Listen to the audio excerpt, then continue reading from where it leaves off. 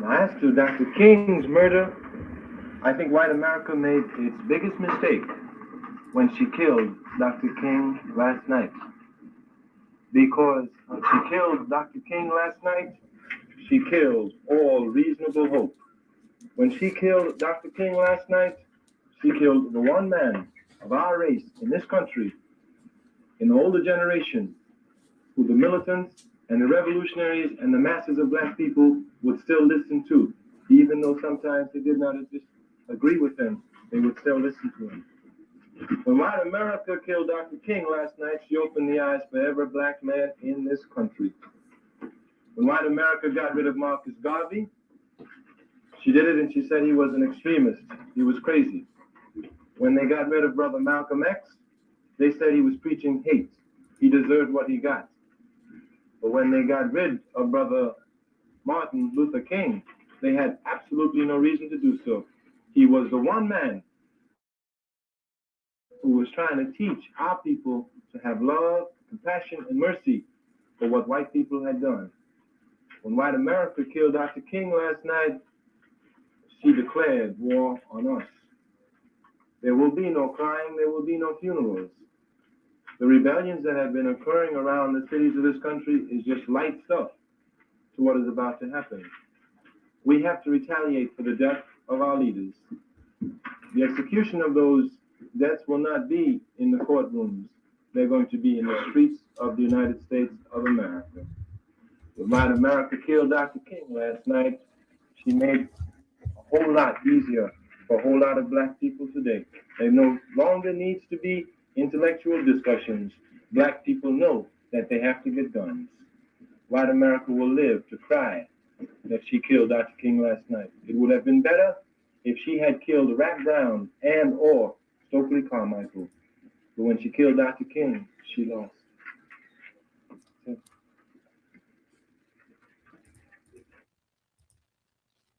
Two kinds of slaves. There was the house Negro and the field Negro. The house Negro, they lived in the house with master. They dressed pretty good. They ate good because they ate his food till he left. They lived in the attic or the basement, but still they lived near their master. And they loved their master more than the master loved himself. They would give their life to save their master's house quicker than the master would. The house Negro, if the master said, we got a good house here, the house Negro said, yeah, we got a good house here. Whenever the master said we, he said we. That's how you can tell a house Negro. If the master's house caught on fire, the house Negro would fight harder to put the blaze out than the master would. If the master got sick, the house Negro would say, what's the matter, boss? We sick. We sick.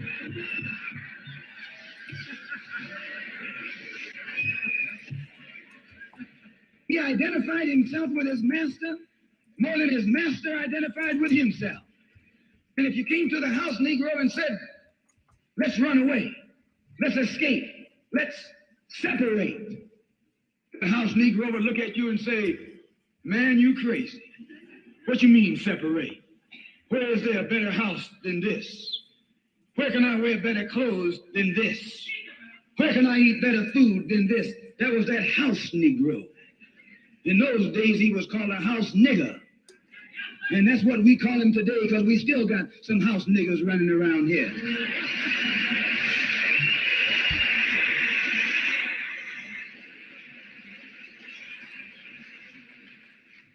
This modern house Negro loves his master. He wants to live near him. He'll pay 3 times as much as the house is worth just to live near his master. And then brag about, I'm the only Negro out here.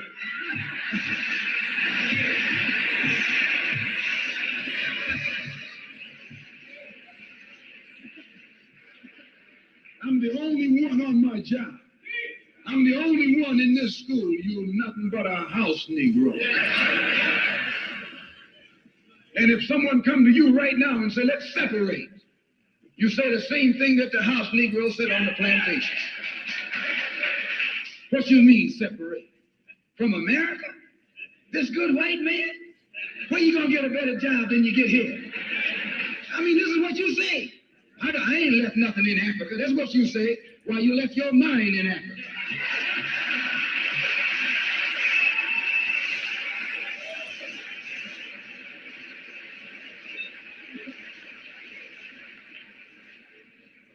On that same plantation, there was the field Negro. The field Negro, those were the masses. There was always more Negroes in the field than there was Negroes in the house. The Negro in the field caught hell. He ate leftovers. In the house, they ate high up on the hog. The Negro in the field didn't get nothing but what was left of the insides of the hog. They call them chitlins nowadays. In those days, they call them what they were, guts. That's what you were, a gut eater. And some of you all still gut eaters.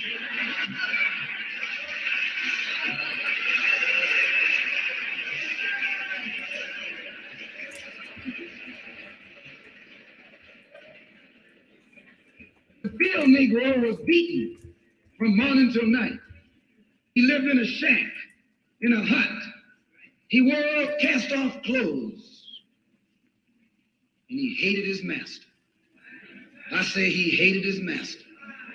He was intelligent. That house Negro loved his master. But that field Negro, remember, they were in the majority. And they hated the master.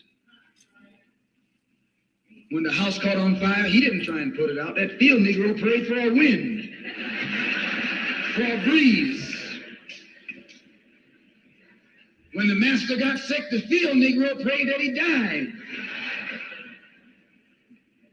If someone come to the field Negro and said, let's separate, let's run, he didn't say, where are we going? He said, any place is better than here.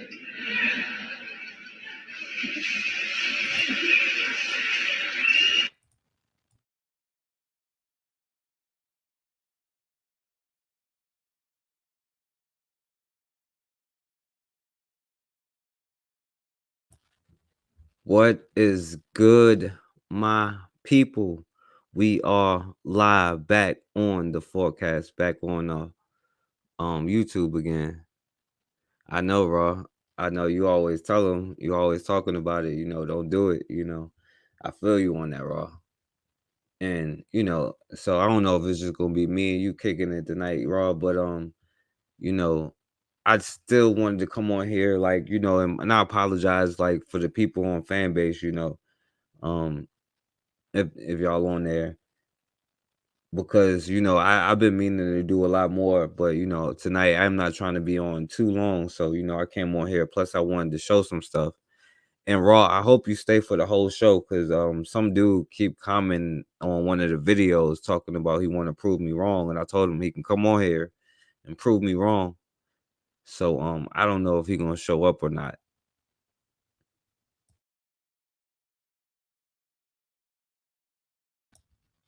But it's supposed to be a black dude, so it's I don't have that same energy. Yo, what up, Bakari? So I'm gonna go ahead and put the link in the chat, and I'm not gonna be on here too long. Like I said, I know they want to, cause y'all need to get the fan base app, cause I'm gonna be doing more lives over there too. And I know Raw, need a way too. So, like Bakari, I'm probably gonna live stream on both. But of course, I don't know if the dude gonna come on here or not and prove me wrong. But like I said, you can anybody welcome to come on here and prove me wrong. Sometimes I hope I'm wrong. You know what I'm saying? And so I don't know what he's on. You know what I'm saying? On this page, it looked like okay, that's what's up. That's what's up, Bakari. On this page, it looked like some Republican stuff. You know what I'm saying? So I'm not gonna be on here long, so let me I got screen shares to show since I came on here. That's what took me so long, just to get organized to show some stuff. And my brother Bakari mentioned it. Yeah, Raw, I don't know. Yeah, because we can't see you on there. But my brother Bakari mentioned some stuff about like, your like children and how they're treated and all of that kind of stuff. You know what I'm saying? So let me share the screen here. But the first thing before we even get to any of that, I gotta bring some news. I'm pretty sure most of y'all heard about it, but I wanted to bring it to y'all, you know what I'm saying, just to show for the people who think, what I'm saying, when justice is served, unless you serving your own justice, you know what I'm saying? And this is the reason why I show this stuff, to get people to actually see what's going on instead of us having the same conversations. Maybe you'll get mad enough to do something about it instead of expecting the same results over and over and over. So let me go ahead and play this. Adding insult to injury, to say that the family supports this decision? Did he think we wouldn't check? Anger reaching a boiling point. The family of Laquan McDonald accuses the U.S. Attorney's Office of putting words in their mouth. Tia Ewing is live now to explain how this mix-up could be tied to a rogue family spokesperson. Tia. Yeah, it is really quite the mix-up here. The family says they had a spokesperson, but noticed that their views were not aligned. And now they're saying that the Fed should have called them before releasing a statement that was put out on Monday. Laquan McDonald. The family of Laquan McDonald has been relentless in their push for what they call justice. They are now calling for federal charges against convicted and former Chicago police officer Jason Van Dyke. He was just released in February after only serving less than half of his 81-month-long prison sentence. Let's take this all the way to the White House. We're talking about Merrick Garland. We're talking about holding those accountable who are higher than John Lausch, to show that justice should be served in the same mannerism as it was for Derek Chauvin. This time, the McDonald family is calling out the Office of U.S. Attorney of the Northern District, John Lausch Jr., for this statement released on Monday. Part of it says, quote, "The decision not to pursue a federal prosecution is consistent with Department of Justice policy and was made in consultation with Mr. McDonald's family." U.S. Attorney Lausch has spoken with a representative of Mr. McDonald's family on multiple occasions over the past 3 years, including recently, to discuss the factors the Department of Justice considers when deciding to bring a second prosecution. The family was in agreement not to pursue a second prosecution, and the office respects their position. The family says the spokesperson hasn't represented their views and spoken with them in years. We did reach out to him, but never heard back. Did nobody contact the family, me, or his mom to say that we're not seeking federal charges against Jason Van Dyke? Yes, we are. Now, John Lausch's office did tell me they are not commenting on the family's claim. Now, for me, of course, I don't get into like the whole ideology thing. Yo, hey, what's up, Catherine and friends? Thanks for coming on.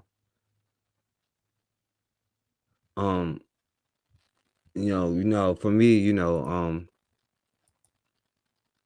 I don't care what's your ideology or what you represent or none of that kind of stuff, because you see, they had the red, black, and green flag.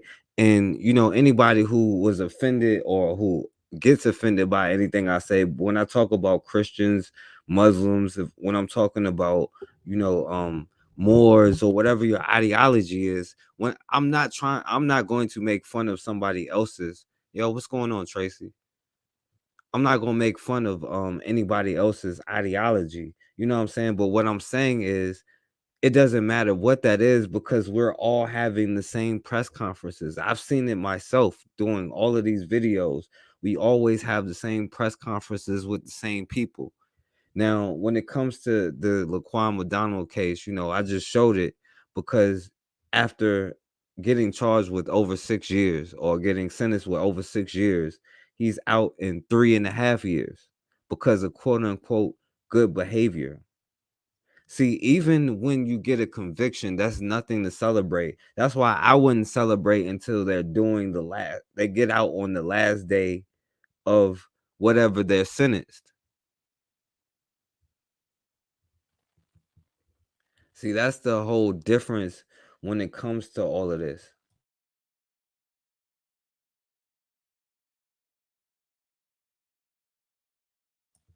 But we be so divided by our ideologies and the things that we just disagree on is bigger than the biggest issue that we have. And for me, I think that is the protection of our children, us being able to protect our children, right? Because whether we know it or not, if we are in danger, our children are in danger. And I seen this video, it's like on this movie, right? And the guy was like, when we knew we broke the spirits during the Nazi internment camp, when we was putting children in ovens and you wasn't doing nothing about it. And every single day we send our children into dangerous environments and we do nothing about it. You don't go to your school board meetings and stuff like that. I was talking to my brother Bakari about it. But even if you get pulled over, there's nothing that you can do to help. See, this is my problem with the whole thing. And it's us creating our own institutions. And I show the kind of videos that I show. So maybe you might get mad enough to want to make a change. And believe me, not all revolution is bloody, but some of it is, but not everybody has to be on that tip because everything is needed when it comes to that, is including your own scientists, doctors, teachers, lawyers. All of these things are relevant, but we can have different career paths and all of this stuff, but if our ideologies doesn't match up, then it's a whole problem. Now I'm not willing to work with this person or work with that person. Of course, there's always going to be people that jump in and try to cause disruption, but you ultimately have the power to determine what you put your focus on. Nobody can distract you or take you from your goal. You know what I'm saying? So, let me go to the first one, you know what I'm saying? Because if we aren't willing to protect ourselves and protect our children and stuff like that, then, what are we willing to protect? You know what I mean? What are y'all doing? What is y'all doing? Take a guess what I'm doing. Hey, you're like a baby to me. Why you? Guess what I'm doing. I don't know what you're doing. I just see you snatching him up off the. So what's going on then? You're stealing stuff. If you break into your house to steal something. Nah, man. What, you selling a bag of chips? So y'all treat me like a whole cold-blooded fucking killer? Keep walking, dude. You don't even know what you're Keep talking walking. I know what I just came up and see. I know the fuck I just came up and see. Okay, what did you say? I see y'all snatching him up a bike like you're a fucking grown-ass man. Ain't he saying it wasn't him? Fuck is y'all doing? Crazy. How old is he? 10 years old? Fuck is y'all talking about, man? That's against the law. Fuck is y'all doing? You cannot put that. What is y'all doing? Take the fucking chips. If you stole some chips, I'll pay for them. I'll pay for them. You don't even know where he lives. Y'all just throwing him in the fucking car. That's what they do. All right.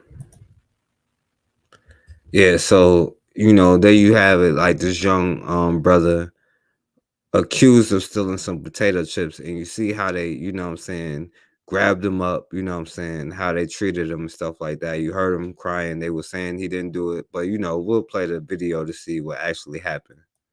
Now to video that has sparked outrage across the country. Police officers grabbing an 8-year-old boy and putting him in a police car after he allegedly stole a bag of chips. Tonight, police are sharing their side of what happened before and after that incident in Syracuse. But the boy's family says nothing justifies the way their child was treated.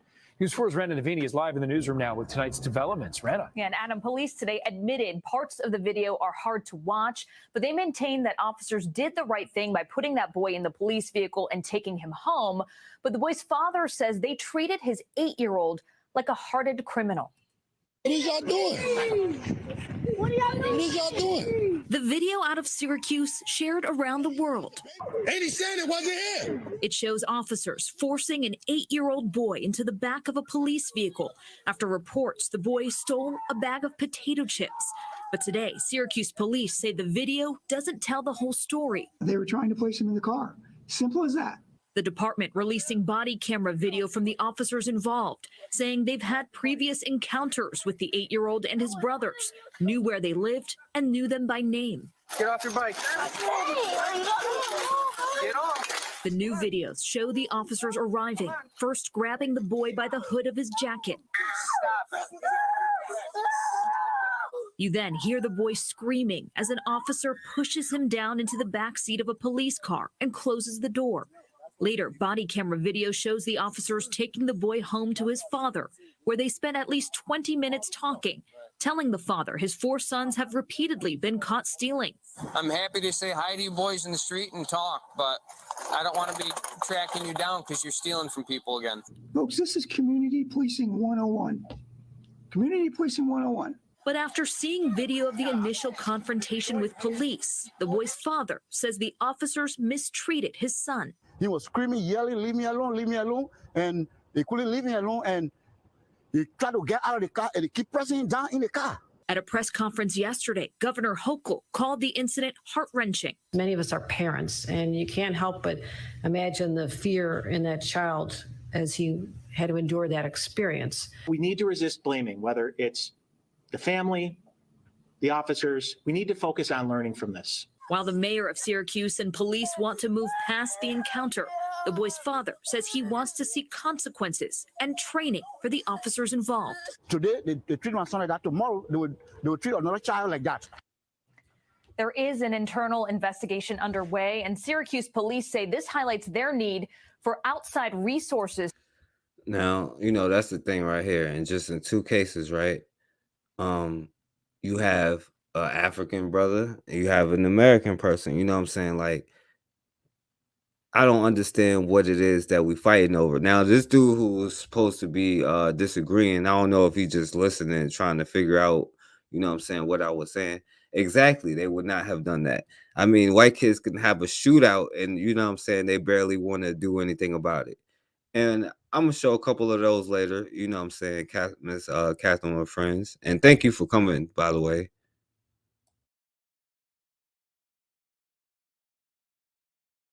But, and by the way, because I keep forgetting to do this, I'm going to show y'all the comments because I wanted y'all to see the mind frame of what's around you, right?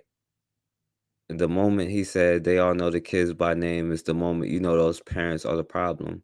No way, leave those cops alone, please, and bring us home to our fathers and all of this.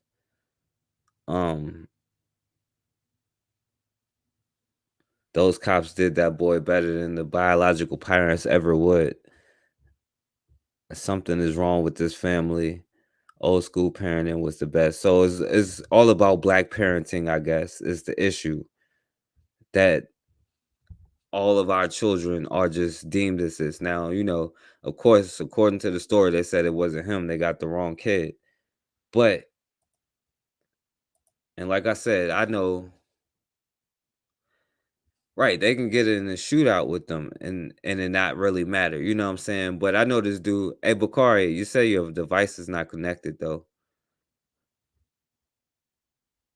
But I know that dude wanted to disagree, so I know his sentiments would have been pretty much the same as, what I'm saying, what they were saying on these comments. And yo, what's up, Blue?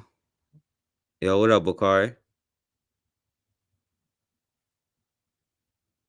Yo, Bakari, you there? Yeah, I'm in the show, dude. You let me in. Can you hear me? Yeah, I hear you. Yeah, I'm in the show. What's going on? What up? What up? You on Fanbase? No, Kaminsky Fox is doing one on Fanbase. I'm supporting him on Fanbase, and I'm on with you on YouTube. Yeah, y'all go to the Fanbase app. You know what I'm saying? I'm just on here because I probably ain't have enough time to do a whole Fanbase thing because sometimes it can get long. Your Fanbase, woo! You get on Fanbase, your show, you might be on there 4 hours, man. What's up, everybody? Catherine with friends, Tracy, Queen Raw. What's up, Blue?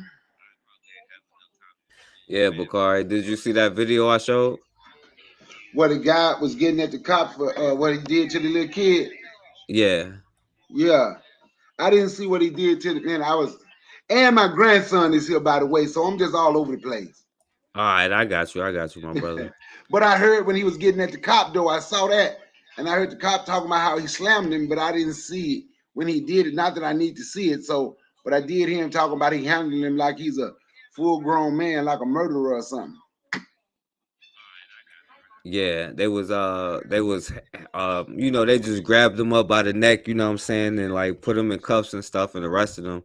Now I know the dude that was supposed to come on here, he'd probably be like, well, you know, he shouldn't have been shoplifting. Where's the parents? You know, the classic, you know, white boy talking points, you know what I'm saying? I'm not sure what the dude is, you know what I'm saying, but I don't know. But yeah, go ahead, Bakari. I mean, well, yeah, you But yeah, you know, they got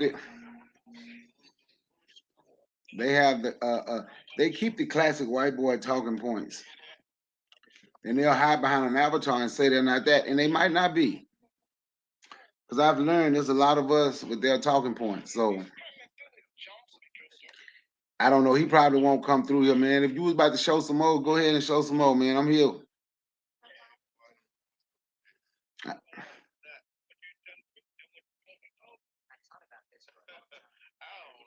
all right, yeah, I'm gonna go to the next screen share, Bakari, because I already know what they would have said about that one, but it would have been a trap if they had been on here, because then we're gonna keep going and see what they say about the next one, because I want you to see this next screen share.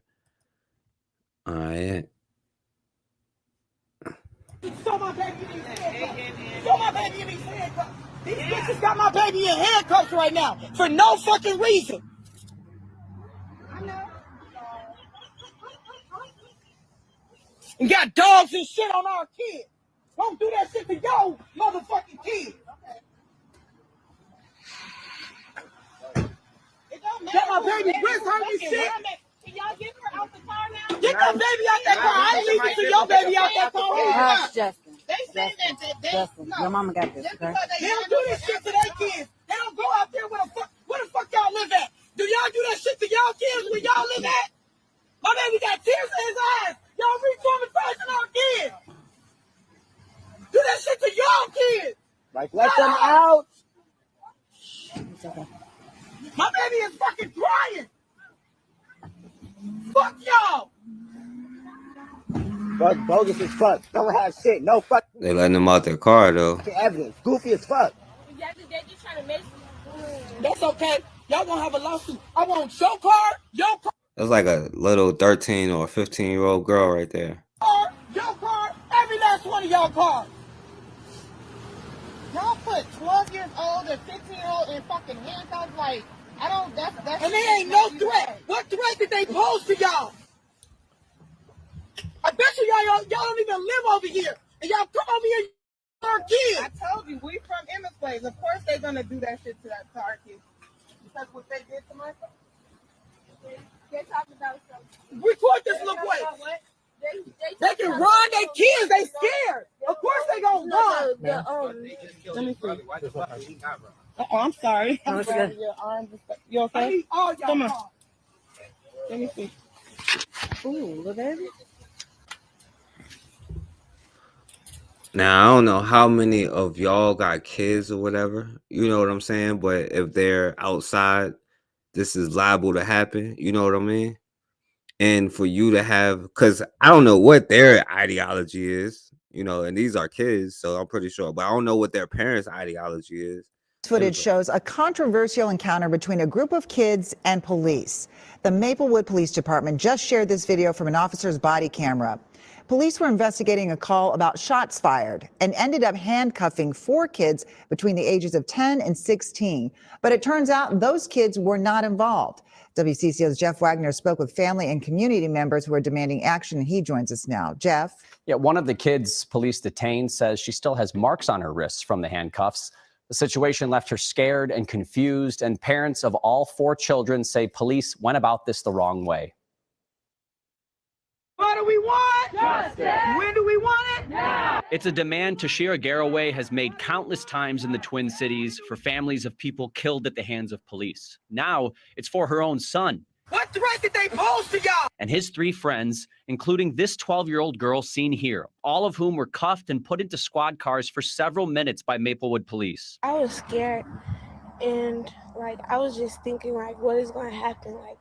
Like I was shaking. Monday night, a 911 caller reported seeing 4 young people near his home after hearing gunshots.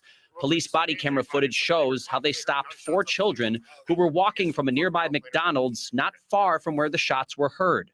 Well, I'm not talking about the McDonald's here. I'm talking about the car lot that's just on the road here a little bit. Hell no. No, You we guys wasn't were over even there? down there. Okay. Y'all should probably go check about that because we wasn't down there. Several minutes later, Everybody's getting detained because there was video of shots being fired. So we're gonna figure out who shot it, where the gun is. while handcuffed, the 16-year-old called his mom, Garraway. They have me in handcuffs. They have me in a police car. What the bro? The children were eventually cleared and let go not long after their parents arrived and demanded they be released. Tuesday, Lieutenant Joe Steiner said the officers acted professionally and that he was proud of their response. There is where you should be saying I'm sorry to us mothers instead of trying to justify it and say, oh, we only had them for this amount of time. It doesn't matter if you had them for 5 seconds. You put them in handcuffs and you threw them in the back of a car. The family's attorney, Jeff Storms, alluded to a lawsuit in the future.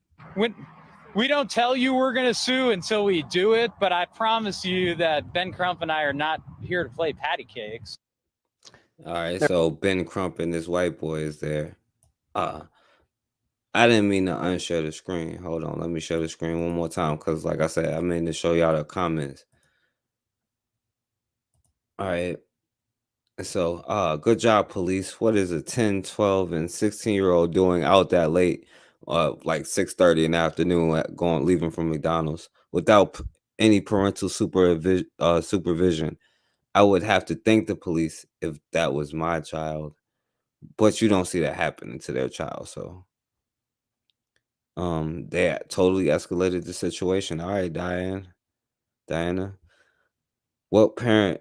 And this is somebody with an Obama. Brenda, this is probably a white boy troll. What parent would let their 10-year-old child walk with kids to McDonald's that time of night, 6:30 in the evening? It appears footage was recorded at 3:00 a.m. Now, which McDonald's was open? Do that look like 3:00 in the morning to you with a busy gas station? If this is correct, what kind of and what do they be getting this information from? If this was correct, what kind of parents allow their kids to be wandering? So again, we see it's all about the parents, you know what I'm saying?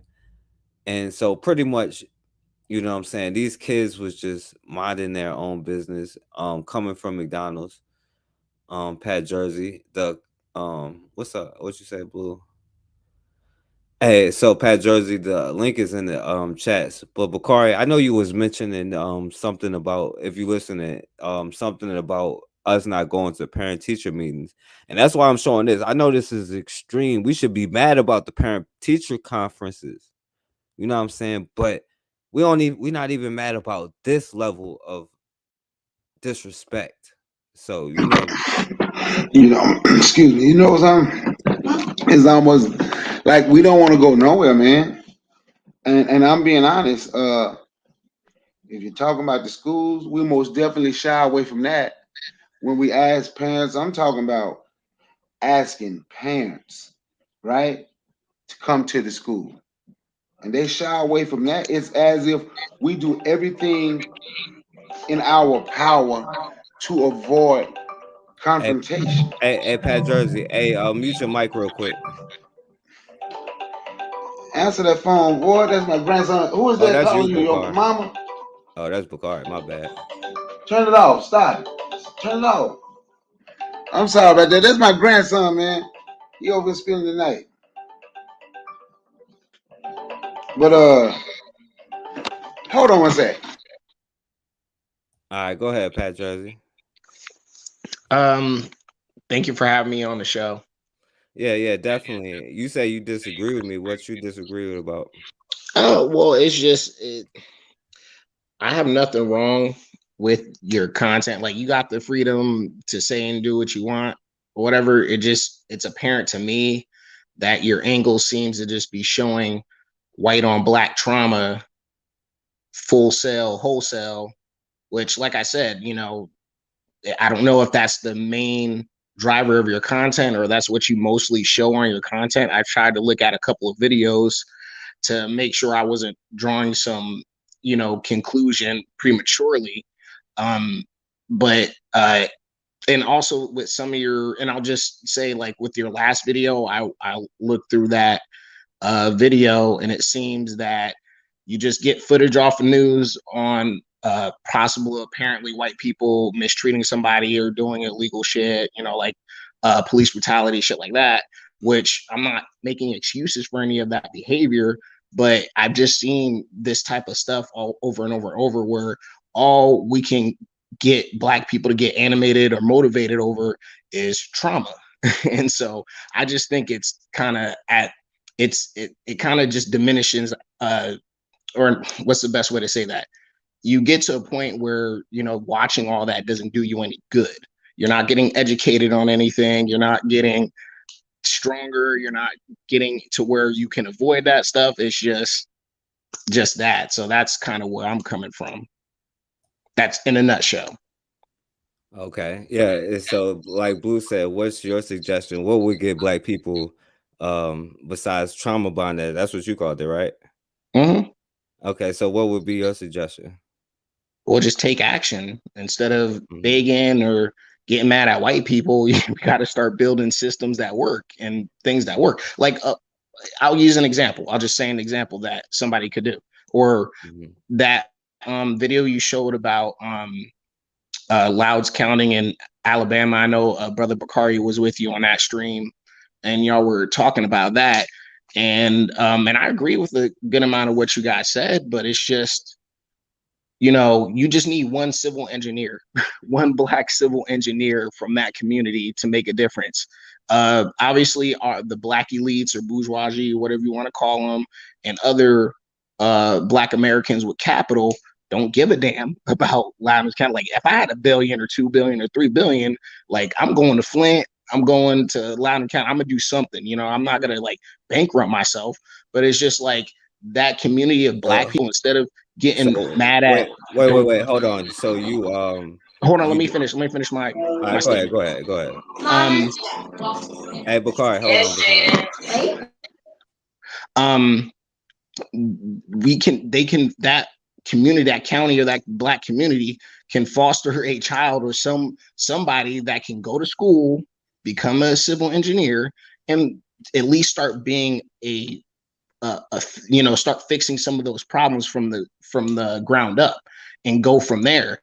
But they can't even do that. You know how she was like, you know, you just gotta have faith and pray in the Lord. And you know, they're you know, crying to the white corporate media about, oh, you know, they screwed us over. Wait, hold on. I'm confused. You saying I was wrong?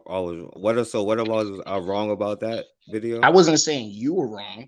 Right. I'm just saying, as an example, how black you asked me a question. You asked how black people can do something or whatever, and I'm just using that as an example of what black people can do. So using what I said as an example of what we can do. Well, you asked me a question on I'm asking you to elaborate. You're saying what I said is an example of what black people can do, right? I didn't say that. I'm just saying from my perspective. So your answer is, go ahead. From my perspective, if those folks wanted cleaner, better water systems and sewage systems, nobody's going to help save them. You know, they're crying to the white corporate media, or they're having their political mammies like the Alcindor. I freaking can't stand that woman.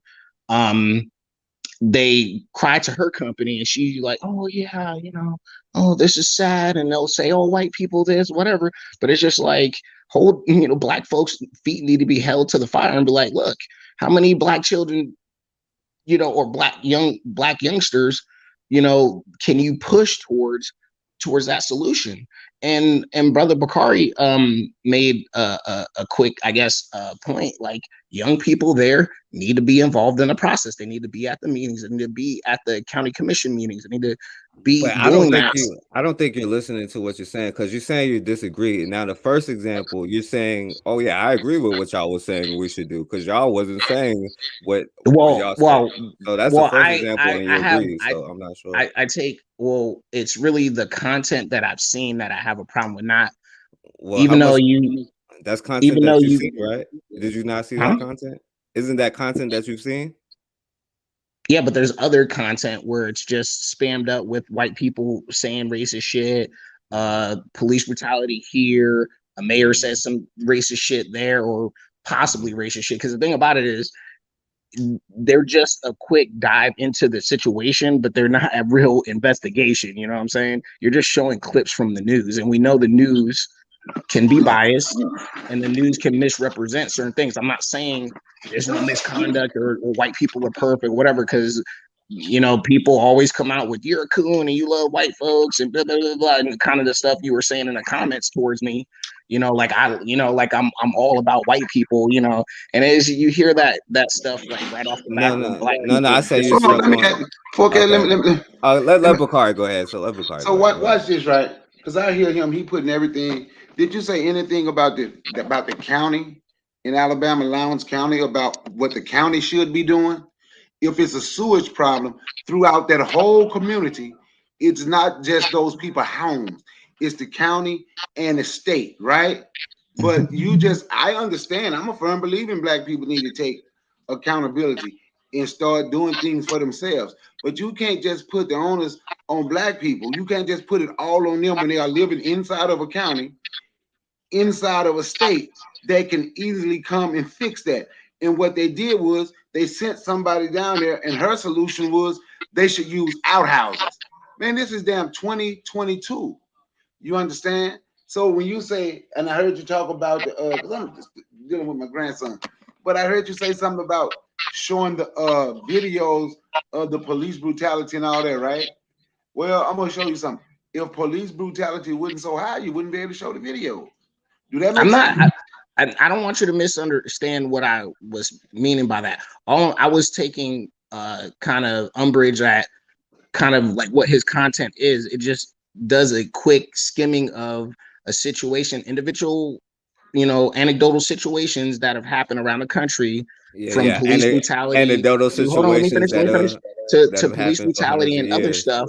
And it doesn't, and the thing about it, media can distort, media can leave stuff out, so I'm just saying, I take everything I see with a grain of salt. I'm not saying what happened didn't happen. What I'm saying is you can't just look at a news clip and just get on that. You know what I'm saying? Like, if I wanted to look at like the situation where that army veteran Vincent was getting abused and he was, had his rights taken by that Aurora police officer, like, yeah, like they went to jail, they got arrested and all that stuff. But instead of just showing that one video, he could have went and showed what actually happened after that or something like that, instead of just like, see, police brutality, blah blah blah. I mean, he didn't say that, but it's just, to me, that's just what Yeah, I that's trying to definitely did. convey. But was Is it that police brutality? Hold on, Bakari, because like you don't understand what you're saying. Like I can tell that you haven't watched too many videos, because I show all of the up to date stuff. Because you probably watching a video that come from a few years ago that probably have updated. Just like another case I was gonna show later, but another case that has updated. You know what I'm saying? Where somebody who I was talking about got killed. Now, I didn't show that in that video, and you can go back and look and say, "Oh, you're not talking about this." You know what I'm saying? But I absolutely well, do show I'm just talking everything about that that. one situation where I didn't, like I said, I haven't seen a crap load of your videos. I'm only seeing maybe like 4.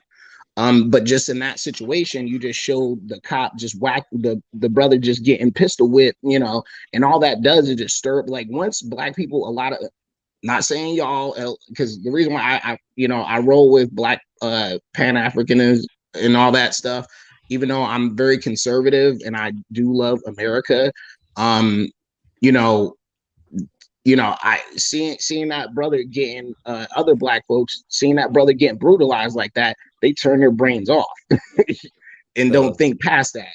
So So that's they'll get black people to get turned up. Like, yeah, we want to be calm, and I mean, I don't know the difference with you saying and pray to Jesus right now. Say that again. I'm sorry. I don't understand the difference from what you're saying than saying pray to Jesus, because you're saying, yeah, I'm you're not just saying pray getting to people Jesus. to I'm saying there's don't make. strategies you can take to lessen the instance of police brutality.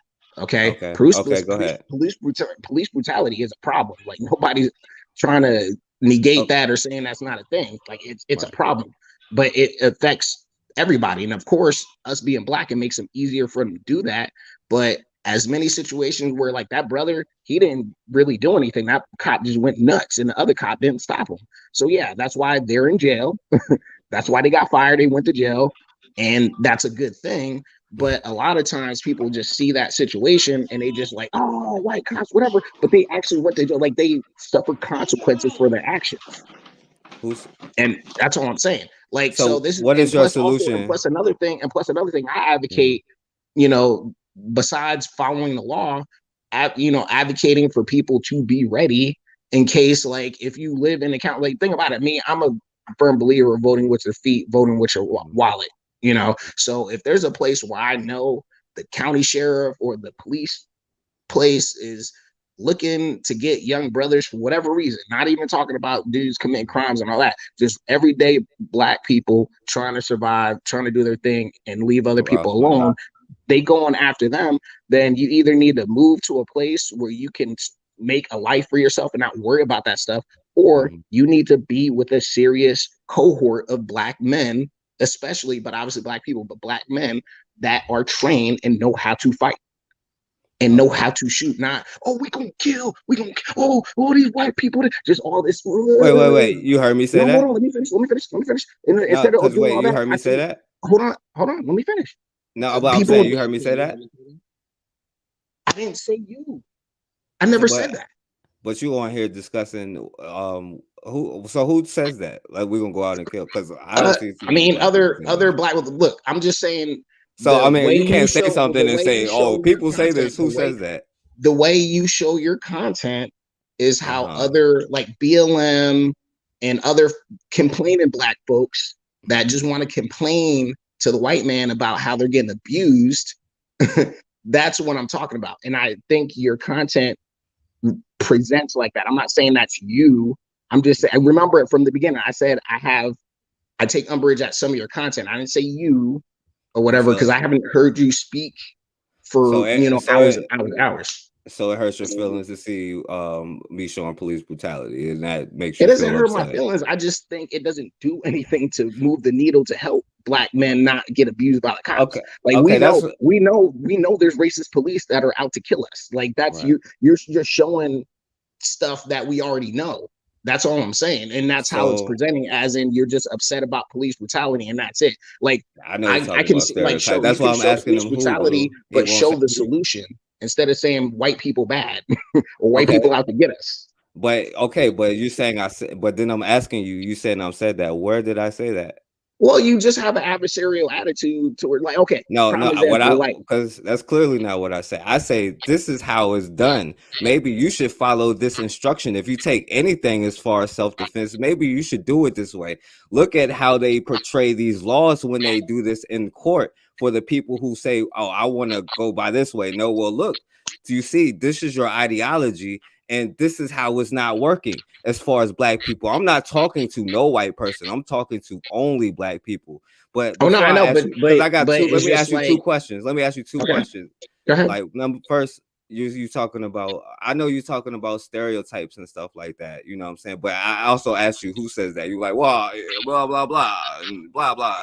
But anyway, so first of all, what is your solution then, since my solution is wrong? I was just explaining the solution. Did you not hear me a few minutes ago? Where you said either go to a place where you can go get along, build your life, and not worried about police brutality, or if you stay in a place, you need to get with a trained cohort of strong black men that can take leadership, give leadership, not Pookie and Ray Ray that, is halfway, rehabilitated from the freaking slave slave quarters, i.e. jail or whatever. I'm talking about competent black men that are intelligent, that have emotional intelligence, that can coalesce around each other in an actual plan and take action.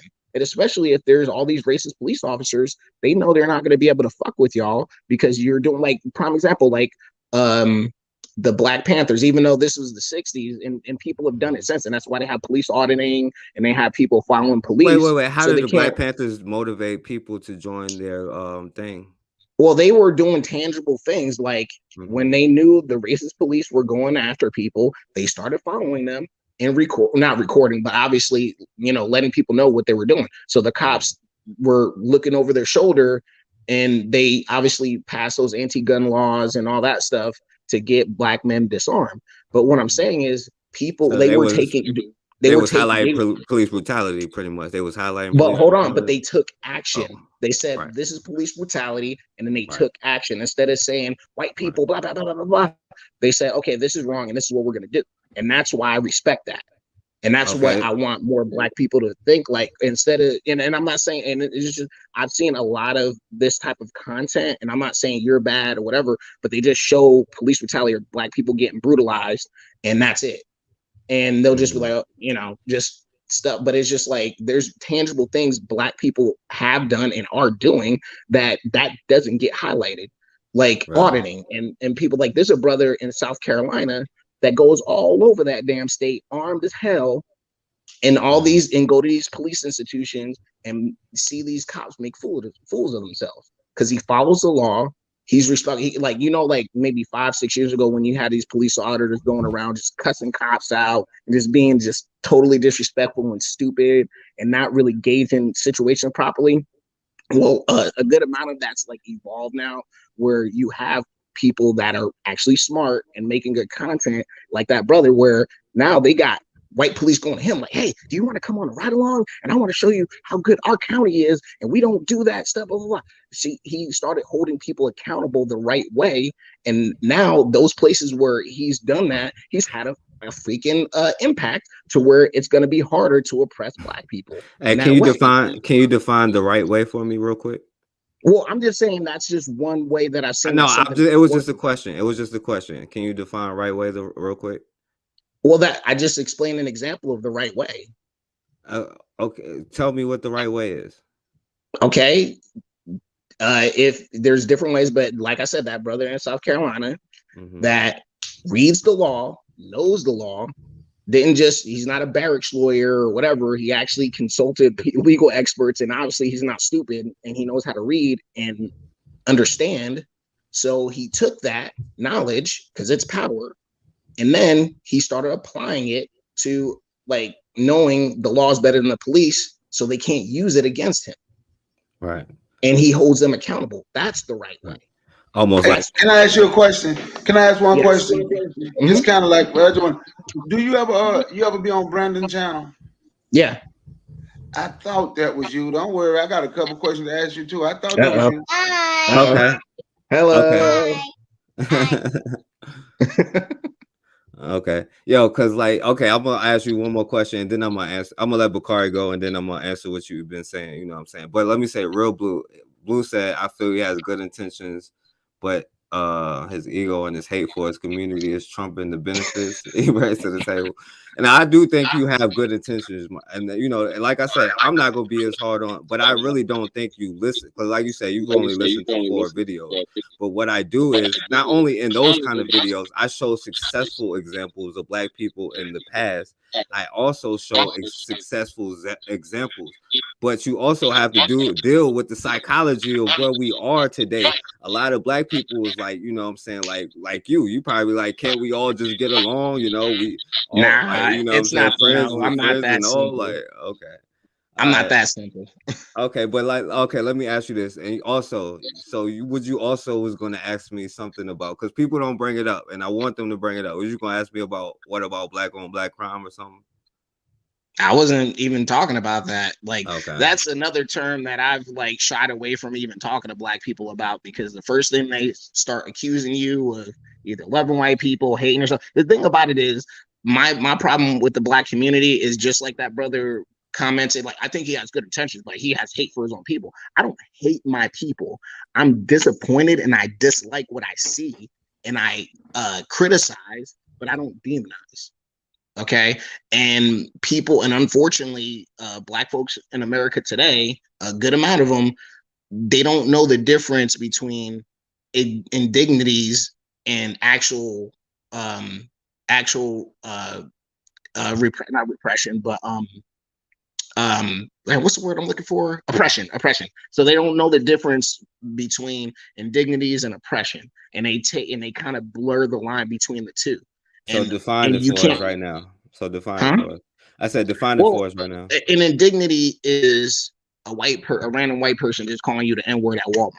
A white person that literally has no power over you, even though the system may treat them a little bit better, but they literally they don't have they barely have more economic power than the average black person. They really don't do anything for white people anyway. And so people see something like that and they just get all triggered, like, oh, white people, blah, blah, blah. But that's not actual oppression. They believe that's a oppression, somebody calling you a name. Oppression is what's happening in Loudoun County with the sewage. That's oppression. So stuff like I showed. Yeah. Oh, I mean, that's a form of it. Thank I you. mean, well, Nah, I'm not saying. I'm just messing with you, bro. I'm just messing with you. But that's what I'm saying. Like, so when I talk to the average black person about that stuff, they're more than likely want to roll with BLM, even though they've shown like BLM was a grift and all. And I'm not saying like individual chapters, because I've seen like that's the thing about decentralized movements is you can't not every area is created equal. Okay, obviously those demonic lesbians stole all that money, but there's actual smaller BLM chapters that actually are attempting to do something, even though they still like to cry about white people 85% of the time. But at least maybe they have a program or something, or they're trying to get young black men in a better situation. So I respect those folks, even though fundamentally I'm not with BLM. I don't like them, but I respect and love black people that actually take action for positive outcomes, and that's what I'm about. So that's why like people misconstrue, or unfortunately they've been brainwashed from the media or certain talking points where they hear a phrase and they just turn their brain off. And unfortunately that's a lot of our people today, where you present them with a simple piece of information and they not only reject it, they turn into full on hate for you, or try to accuse you of hate, or coon, or Uncle Tom. Like, that's just the overused trope. Like, of course there's Uncle Ruckuses that exist, and like that, yeah, that's true, but it's a smaller number than black people want to admit, because they'll have to admit that a lot of the solutions come from ourselves. Right. They rather say the Uncle Tom and the freaking sellout. Let Bakari go, and then I'm gonna go ahead and go. I absolutely agree with you when you say we're the solution. The solution, they created the problem, we're the solution, right? I don't understand the love for America, but I'm gonna tell you why I remember you so much, because you said you have a problem with people who would take up for Michael Xavier Johnson, who would take up in defense. A hero, Bakari, a Gavin hero. Long. Yes, Michael Xavier Johnson is a hero. Gavin Long is a hero. A hero. Can I just say the reason why I'm not a fan of Micah Johnson? And I'll just, and it's very simple. Wait, because see what you did, right? I'm gonna show you what you did. Go ahead. Okay, tell me why you're not a fan of Michael Xavier Johnson. Go ahead. Because he's another, like, I'm an Army veteran, okay? I didn't serve in combat. So am I. Go ahead. So am I. Okay, and thank you for your service, Brother Bakari. And the thing about it is, he took all those trauma images of black people getting hurt and killed, or whatever. And the thing about it, I don't know 1,000% what he did in his activism. I just know he just went full B1 crazy and killed 5-6 cops. The thing about it is, out of all those cops he killed, one of them were actually, you can trace back, there were white supremacists or, you know, actual probable racists against black people, which I'm not going to be. Right. So what you're doing? hold on, let me finish. Because I stopped. But the Because I other, stopped for you. So go ahead. Go ahead. Go okay, ahead. okay, but those other officers, you can't find all this information that they actually were directly hurting Black people every day. There were police brutality, whatever. Yes, they were a part of the thin blue line or whatever, where they were cops. But I'm more comfortable with if you got the information, you got the receipts on the officer doing something, and a Black nationalist or actual, they take the law in their own hands. I'm not going to shed as many tears for that police officer. But if you Hey, go wait, around and just didn't you shoot say you were random police officers, Pan-Africanist? that hold on, but that doesn't help. Like, what I'm saying is, But what you're a Michael Black Jackson did, he nationalist if didn't you're a help See what you're doing now? Pan-Africanist, You bro. taking my statement and you keep going. You're gonna make me miss my point. Okay, I'm sorry. Go ahead. That's right. So watch this, right?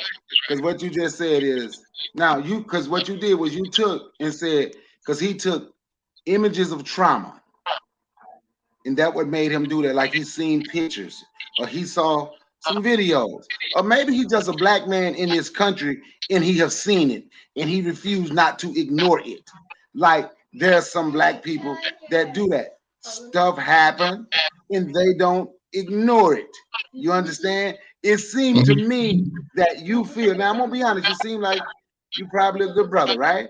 I'm gonna be honest. You don't seem like a bad person. You don't seem like a bad person, right? So, and I know you smirk, but that's okay. But you don't. You seem to think that if we just ignore it, or if it didn't happen to me or anyone in my family, that it's gonna be okay.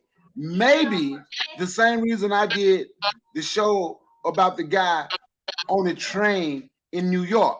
The reason I empathize with that brother, maybe he reached his boiling point. Maybe he saw so much happen and he reached his boiling point. See, you want to call them innocent. You can say those cops were innocent. You can say those people, whatever, were innocent. But in their mind, and probably mine too, they're not innocent. Can't nobody be innocent who came to my homeland, black boot stumped me, brought me somewhere, enslaved my ancestors, forced them to work for free, and they become billionaires, and they are still living off that money. And trust me, and forecasts will tell you, don't nobody ever hear me talk about reparations, because I believe in doing for myself, right? I don't believe in begging. But they took all that money and created all that wealth for themselves and don't offer you 1 red cent. So explain the innocence. Well, Explain you're them like kind you of said, a white supremacist. Explain how one of them is not. Some of them good, Bakari. On an individual basis, I will say that on an individual basis or in business, I will say that. But go ahead, Pat Jersey 3000. You kind of put words in my mouth a little bit when saying, I think they're innocent and all that. I'm not saying these people are good or bad. What I'm saying is him doing that act of killing those police officers literally did nothing for me. I don't think he did anything for your grandson. I don't besides getting that one white supremacist cop. I just don't see the tangible benefits of that. I understand people get their boiling point and all that stuff. I'm not speaking out against that, but or him being a party to being victimized by the system or by a white supremacist cop. I'm not saying that didn't happen either. I can definitely sympathize with that, or actually empathize too. But the thing about it is, I just we have to take smarter action that actually benefits us. And also another thing where you were you go into the whole they took our ancestors, blah, blah, blah, blah. It's 2022. And and this is not me saying, forget about blah, blah, blah. We can't trace a random white person from somewhere and just connect them to slavery. There's actual European immigrants that came here after slavery. How can I go after some white boy that's family got here in 1925 in America? They didn't own a slave, whatever, even though they could have obviously participated in a system that helped hold black people back, but that's not the same as slavery or something like that. So I'm very careful about invoking slavery to random people I don't know their history. That's just like black folks come at me talk about you a coon, you this, you that, you pro-white, you blah blah blah blah blah. Where they don't even know me. They don't know me from a can of paint. They won't even listen to me, but they It's your already know talking who I points, am. bro. But what I'm saying is, right, you said I mentioned slavery and left it there. I said they are still benefiting from it today, is what I said, and have not. And once again, I'm one of the people that think reparations would never happen. I'm one of the people that believe black folks need to stop begging white folk because they ain't gonna give you nothing. I'm a firm believer in the only way we gonna ever get anything. I think the greatest reparations is what we give ourselves. But what I said was they still benefit from it today. Who's and they? have Who's they? not. Who's they? Every white person? Yeah, name one that don't. Did you Show not me hear one what that I don't. said? Oh, what I'm But saying I'm gonna is say it we again. can't connect. But I'm We gonna say it can't again. connect. I said they. Okay, I said they, right? Still They is benefit. very vague. That's Okay. the vaguest term. They is the vaguest term ever. So They you just like okay. it's just So like then it's you, hold on. It's the same when white supremacists say they always rob, they always steal, they always do. It's the same thing. well, I'm a You black connecting every supremacist. black I'm a person. black Hold on. supremacist. You connecting every black person to crime or committing crimes, but it's the same thing. Where you're saying they're benefiting off of slavery. They did that. They did that. They Okay, is too but do vague. that. Okay, you can say they. It's too vague. I'm glad you said they is too vague. Blue said she glad too. But watch what I say. They are still benefiting. See how that works? I'm still say because we know Still exactly all. because you know exactly what and who I'm talking about. See, that's the No, thing actually, about I it. don't. You need to. Okay, Okay, so no, that's you. since I'm half coon, can you? I'm gonna tell you how I know you know exactly what I'm talking about. Because you asked the question, you said, "Who are they?" Then you answered the question. Everything. So I'm gonna say it again. They. When you asked the question, you Who's answered. that? You already said I'm it. confused right now. I'm sorry. Can you break it down for me, brother Bakari? Because I am kind of confused right now. You Seriously, just I'm not said even trying to. you said it's like saying you said you can't say every white person because you can't say every black person. Now you don't know who they is. Like that's who they is. Like the The person only They in is thing Utah, every you white can't. person. okay. So I'm gonna just finish my point right quick. What you're trying to, I'm gonna say it again, and they are still benefiting. That's what I said, but you wanted to keep me stuck right there and say I just wait a minute, because yes, you did. You say I mentioned slavery. You said I mentioned slavery and act like I was just gonna stay there. No, I went from there to here, and we know who they were who created the transatlantic slave trade. So we know who they are, and we know who they were. We know when they were calling and asking for peasants from Europe to come here and get free land because they wanted more of them in this country. So don't act like you don't know who they are. And what I said is, and they still benefit today.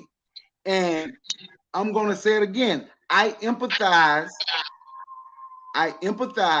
with those brothers. And for someone to act like they don't understand why a black man in this country can reach his boiling point. Now, I wish they had I done it never said that. and I everything was never more said that. organized. I But you never said said, that. but you did say I never something said negative that. about him. Yeah, you said something negative about him, though. Well, because they went and shot. Okay, well, especially Frank James. He's the biggest piece of crap ever. So I don't care. Even though he was mentally ill and hopped up on resentment and all that, literally the man did nothing to help black people, just to show another black person lost it and shot people, random people on a train. Just like you have, white dudes running in mosques, or white people that hate Muslims, but they shoot a Sikh, whatever, that's not even Muslim. You know what I'm saying? Those people are kind of the same to me. You get hopped up on resentment, you get mad, you snap, and you kill. If Frank James would have went somewhere and killed all these people he was ranking, because the thing about it, dude was nuts. Okay, he talked just as much crap about Hey, black bro, people as he did white people. I know one thing. You better not say George Washington or none of them is a founding father. None of that, boy. What are you talking about? What? No, I'm saying How do we go to George Washington? What are you talking about? No, because you're saying Go ahead, finish what you're saying. I'm gonna go ahead. I'm gonna address what you're saying after you finish. No, but you're bringing up some other stuff. You trying Nah, to I'm jump not. I'm subjects talking. anyway. I'm not But talking about what I'm what you're saying is talking about. my main thing is if you're talking about your B1 and black people, all this, do something that benefits black people. Killing one white supremacist cop out of 5 is not helping black people. You should have killed the one cop and kept going on the racist cops. And then you would have got more respect and people on your side. He probably could have started a movement or something like that, killing racist cops. But he killed people that probably shouldn't have been killed. Want me to And tell yes, you why you wouldn't have you started? can empathize. You Nah, can hold on, empathize and Bakari. say Let him finish. I want to say you can something. empathize and say he hit his boiling point. He was victimized. He was brutalized. He was bamboozled, led astray, and blah blah blah, and all that. You can say all that, but at the end of the day, what tangible results besides one racist white cop? How did that benefit you, me, and how did that benefit you? Okay, let I'm me just finish. curious I because got I don't one feel the statement benefits. for okay. I'm gonna tell you why it wouldn't benefit you and why it wouldn't start a movement, right? Because watch this. You had something negative to say about the NFAC, didn't you? Jokes.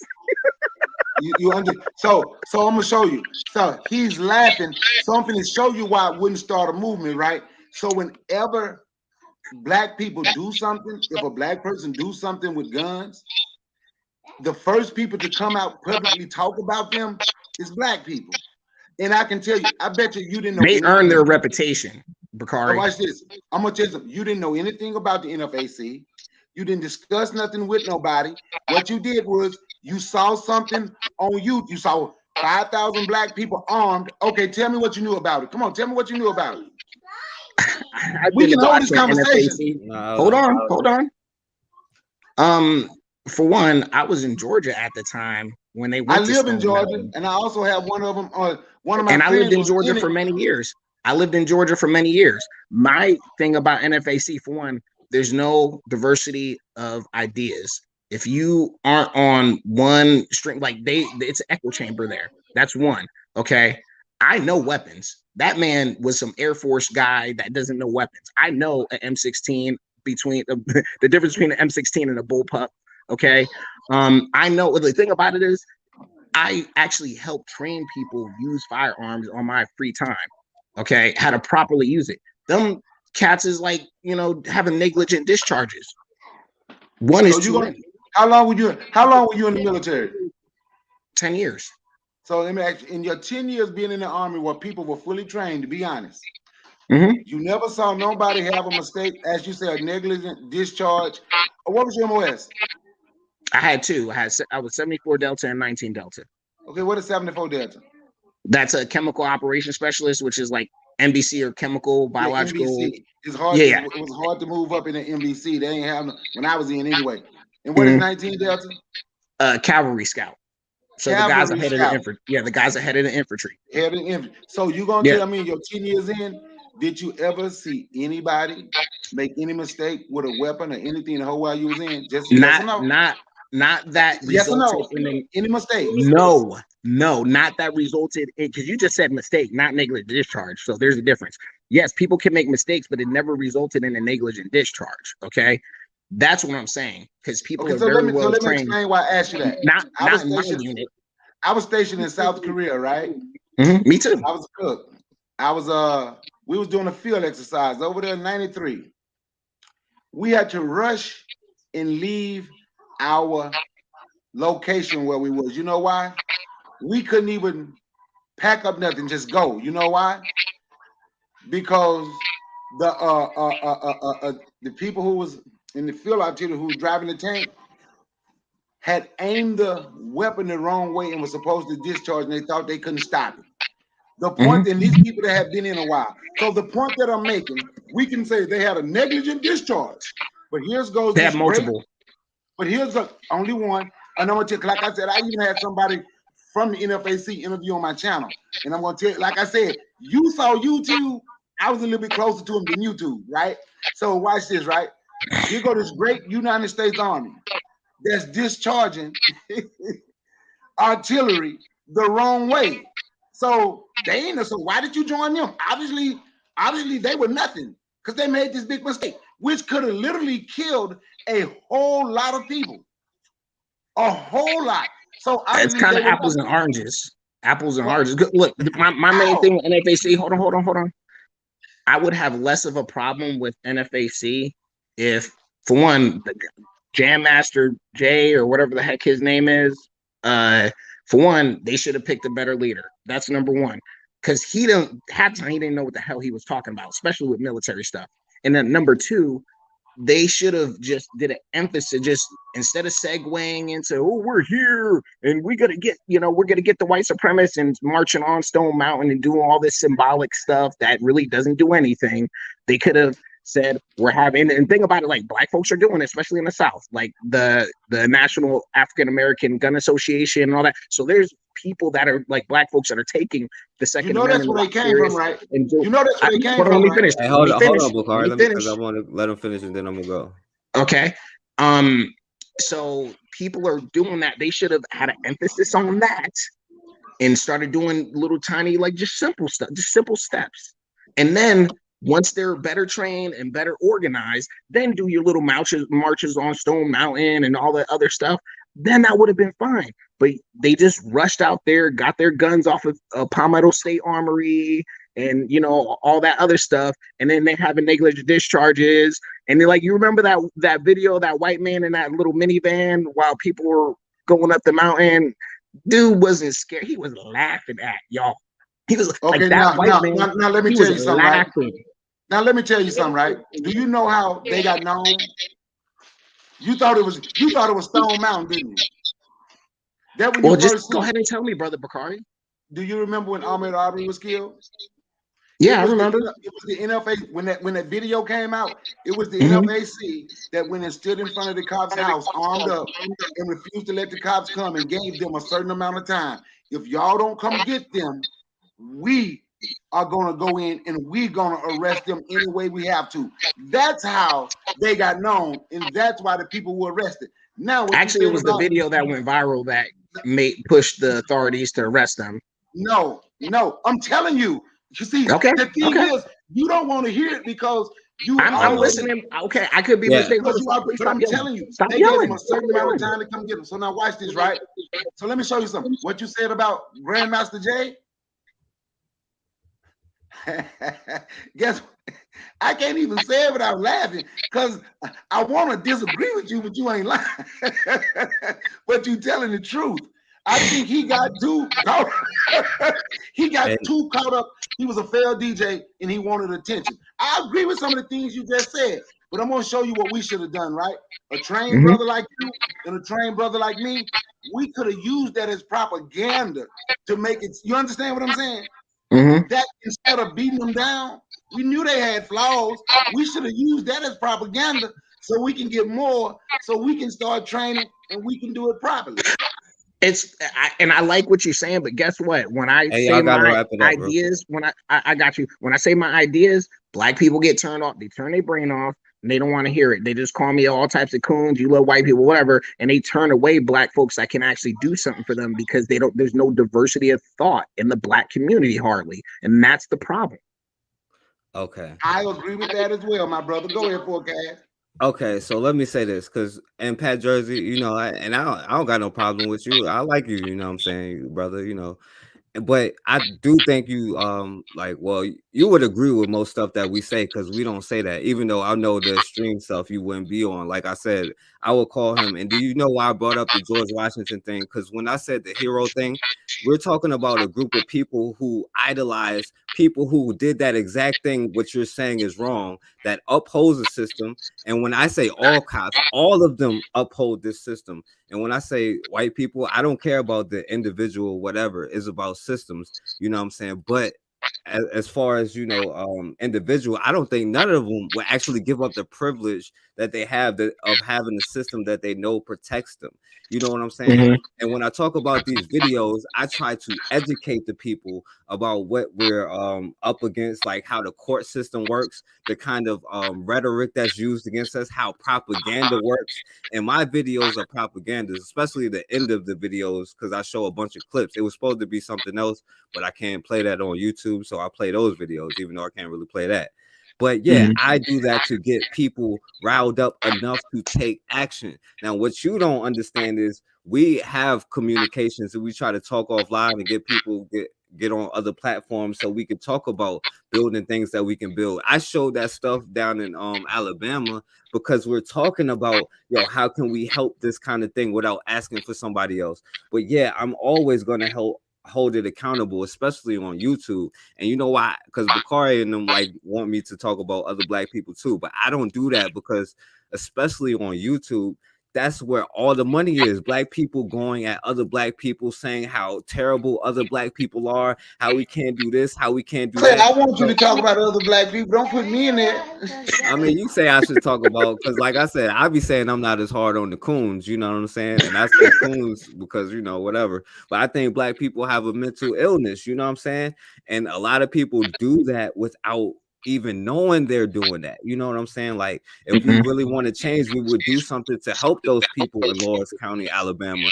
And I show these instances with our kids. It's not that I don't do research. I look at every single clip, every single article, because if I miss something, you know what I'm saying, I go back.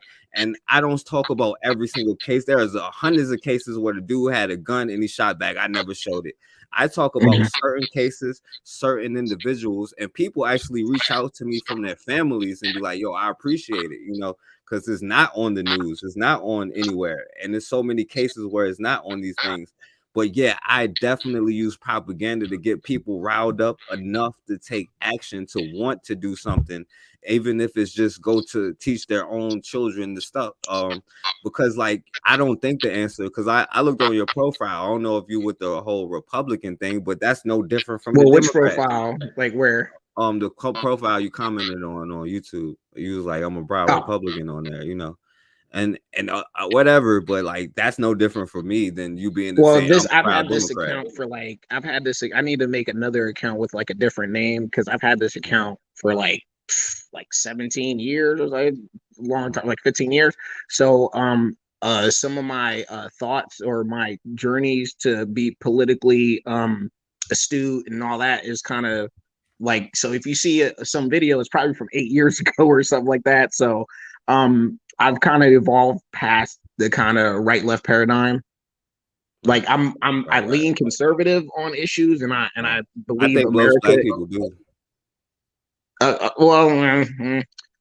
But they keep voting Democrat 90-something%. So I agree with that. You know what I'm saying? Like, but I think if you ask black people if you want the government in or out of your business, they would say the definition. But the problem is Republicans. Like, because Republicans like to say, Democrats were in the city for the last 60 years, but like 70 years ago, Emmett Till happened. So, you know what I'm saying? So, I mean, it's not much difference. You know what I mean? So, but yeah, I agree with what you said with that. And we don't talk about, because like I talk about how Hillary Clinton is in charge of Black Lives Matter finances, and that's the stuff that we talk about. Or somebody like Sean King, right? How Sean King is a white boy who got 40-something million from black people. You know what I'm saying? I talk about the mental illness. That trauma bonding. Right. But you saying it's trauma bonding though. You know what I'm saying? Like black people. Well, I mean, I was a bit harsh in my assessment, because like I said, like I don't know your content as well as maybe I should, and maybe I did shoot off out my mouth, so I apologize for that. But it's just, to me, I just seen the pathology of just showing race, like anti-black racism and police brutality at the same time in clips, and I've just seen this so many times over the years to where I got triggered and I was like, okay, this is another one that's whatever, which I never went full on, because I would have just either not come on or maybe called you a reverse coon or something like that. Well, not really. I don't really get that name I guess that's a compliment, a reverse coon.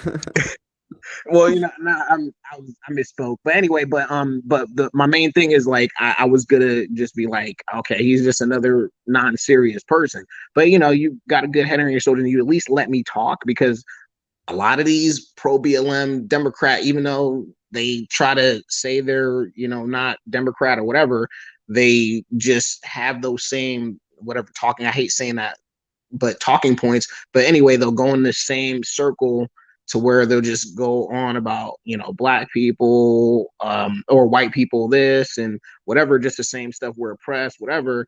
And it's just like, it gets really tiring because it's like, prime example, I lived in Portland for many years. I tried to go out and try to make common cause with some of the black groups out there, and all they worried about is if they're not gender and pro female, they're on some blame the white man while banging the white man.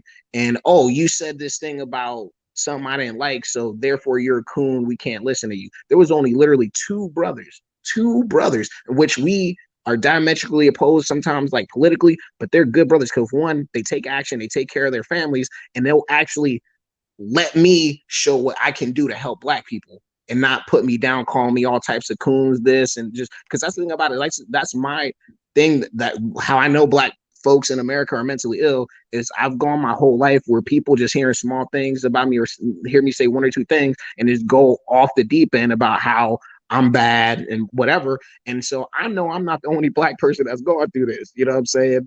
Right. So it's just like, I do want to help my people, but it's just like a good amount of time. They don't want to help themselves or do anything tangible, or they're starting to do something tangible and they cut off other black people's feet because of one little small thing. You know what I'm saying? That's not even important enough to come between black folks. Now, if people were real, stealing and killing and hurting each other, or exploiting black women or something like that, then yeah, you cut them off. But if they're just like, okay, he said he likes America one too many times, like, come on, man, like, you can at least show him your ideas to get through to that brother. But and it's not the same as like a Pookie and a Ray Ray, where they won't even use logic for like simple stuff where they can be dangerous to other black people. I'm talking about clear thinking black people. Those people are cast out, man. And I'm tired. I'm like really tired because I love black people. I love black women. But do you realize that the Pookies and the Ray Rays, you doing the same thing that to them that you accuse them of when you start saying, "Oh, the Pookies and the Ray"? Yes, you are doing the same thing. Okay, that's a lifestyle and the thought pattern. Okay, yeah, so you don't have a life. So what you're doing is not a lifestyle and a thought pattern. Well, I try to live a life where I treat people fairly. I follow the law. I try to work with people with common cause. Like, I listen to other people's ideas, even though I don't agree. That just seems, something simple to me. But like, when I say Pookie and Ray Ray, like, people actively committing crimes, mostly against black people, or they're living a lifestyle where they're, not using their brain, or they're, the stereotypes, man. I don't have to go into that.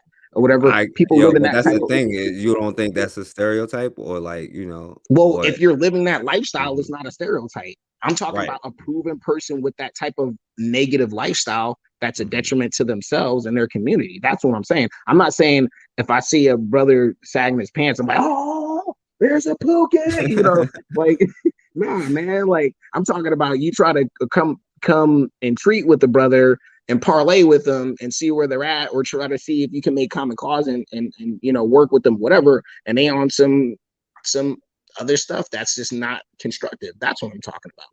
Right. Hey, where you from, my man? You from Patterson, New Jersey? Elizabeth, New Jersey. Elizabeth, New Jersey, originally. Man, Elizabeth, you sound like you from the mountains of West Virginia somewhere. Well, because I spent a lot of time around white people in the military. And then I live in Oregon. It's not like it, bro. Well, also too, I bought and one thing my mom did for me, and I praise God that she did that, even though she had her flaws. She read to me every single night when I was a child, while Pookie and Ray Ray were up shooting at each other outside of our window, whatever. She was reading me stories while the rats were running around the apartment and dudes are slinging crack. She kind of shielded me, and no, I'm talking about your accent. Well, I mean, my accent. My accent is, people will say I sound like a white boy or whatever, because I try to speak properly, proper English. Hey, by the way, can I say this, yo? Because I don't like that stereotype when people like, yo, you talking white, and they be like, yo, because you use certain words. I know it's not true. I'm not talking about you. I'm just saying, like, this is a lifetime of pent up stuff I'm saying for the first time.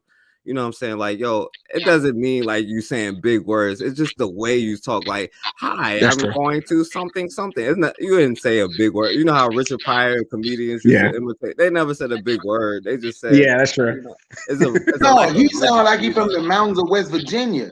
He right. sounds Well, country as I hell. spent a lot of time in actually the first county I moved to when I moved to Georgia was Paulding County. And then I moved over to like Cherokee County and places like that. So like Oh, so let me you so know, you really wasn't trying to get around. You was moving the further away you came from the black folk. You went to Paulding. It's about 12 and a no, half out well, there. that's like just when I first got out the military, I had a buddy that was in the Navy that was in that I knew in high school, and he had a house out there. So he was like, "Hey, you got out the Army, come live over here and do your thing." So that's kind of where I got my start, and then I moved closer to Atlanta. And then before I got deployed, when I got back, I didn't want to be around a city, so I just went to the country and around the I Pookies don't and the blame Ray you. I want to Ray. go to the country too now, but I was just talking about your accent, not whether you I spoke got you. proper English or not. Yeah. Matter of Now fact, you, that you could sound like them folks, because I used to live. I know what Paulding County is. Mm-hmm. you Yeah, ain't I want to don't be live around nowhere. I it. live about 5 miles from Paulding County. Actually, I live in Cobb. Okay. Yeah, There's he too want many to be. people around these places now. Not like it was like 10 years ago or 5 years ago. It was like population is like way bigger, but still safer than Atlanta, man. Too many Pookies and Ray Rays down in Atlanta. I mean, I ain't even got to say nothing. Everybody knows now. Buckhead trying to make its own city because of them. Man, okay. All right. Yeah, it's a So, little safer than Atlanta. Just a little bit. nah, Just a little bit. that Pookies and Ray Ray BS is No, the I'll be only getting difference tired is of like that, man. where I live at, right? Where I live is like 75% black, right? You know they were looking for black people, right? For a cast. Say that When they again. called them, they were all white. You were breaking up. You're kind of Yeah, breaking up a little bit. They was doing what off of. I say Can you it start was, that they again, had a brother? ring going in for like 3 years. They were just breaking in people's houses, huh? Mm. And I say they were looking for black folk, but when they caught them, there was not one black person on the. There was not one black person on the team. That's those stereotypes. You keep But talking they about didn't those put Pookies and that. Ray Rays, but they not the ones They who didn't put it committing the on most the news. crimes. You still I'm in sorry. Go Georgia? ahead. No, Are I you live still in in Oregon Georgia? now. Oh Lord, you moving I'm a farther duck and now. farther I'm not away. a bulldog no more. He moved to the white utopia. You got a white wife, don't you? Yeah, you got a white girl, right? Huh? You got a You white got a wife, white don't girl, you? right? Man, no, I don't have a White, white wife, man. I ain't on white women like that. But look. All the black women, all the black women in Oregon, the good ones, when I say good ones, like good head on their shoulder, feminine acting, their own hair on their head, like beautiful big afro. I'm talking about beautiful big afros, all with IT white men, like IT nerd, kind of white boys like that or whatever, all with guys like that. Yeah, they got your talking points. Well, no, I mean, also, but then the other black women I've dealt with, they're rolling hard for homosexuals and Mexicans more than they roll hard for black people. They'll let a Pookie smash them down all day long. But if you're a black man that's standing upright, you work a job, or I don't That's even know not if they like. That's not. I said that's not true, bro. Like I'm just saying here in Oregon. I said I here in can't Oregon. disagree. I said here Hey, in when they Oregon. get 45 and 50, they gonna want you though. When they get 45 and 50, they gonna want you when they get 45 and 50. No, I understand what y'all saying. Don't get me wrong. I used to have that phase, you know what I'm saying? But I realized it's about how you talk to them. You could be anything that you want to be. That's the whole point. You could be I'm who not going you to talk are. like I'm half retarded. But you don't. I said that's what I'm saying. It's the confidence to not talk like you have retarded and stand on that. That's the thing that people be missing. You know what I'm saying? Like that's not. It's not the how they talk. It's the confidence that they talk with. You know what I'm saying? Like they would go for the whoever as long as they have confidence. It's just that it's like let's be real. Like because I was there at one point. You know what I'm saying? Like a lot of them be awkward. You know what I'm saying? They do kind of socially awkward stuff. They don't take the time to get clean and dress properly, which doesn't mean wearing a big jersey or whatever you want to call a Pookie and Ray Ray outfit. No, it's just I wear being collared clean. shirts. That's half the problem. Right, but you have to know how to talk as well, though. It's being clean and knowing how to talk. You know what I'm saying? I put up front. I don't watch celebrity crap, so I'm not Me neither. going to be talking about tea. But you don't have to. You talk about what's going on around you. You know what I'm saying? You don't talk about the tea. You talk about what's happening in the area, what's going on right now. That's the whole mindset. I could be anybody who I could have my work clothes on and be dirty and talk to somebody with confidence and not just make up something and talk about the actual situation. Like, I see a girl with watermelon. Oh, invite me to the watermelon festival. You know what I'm saying?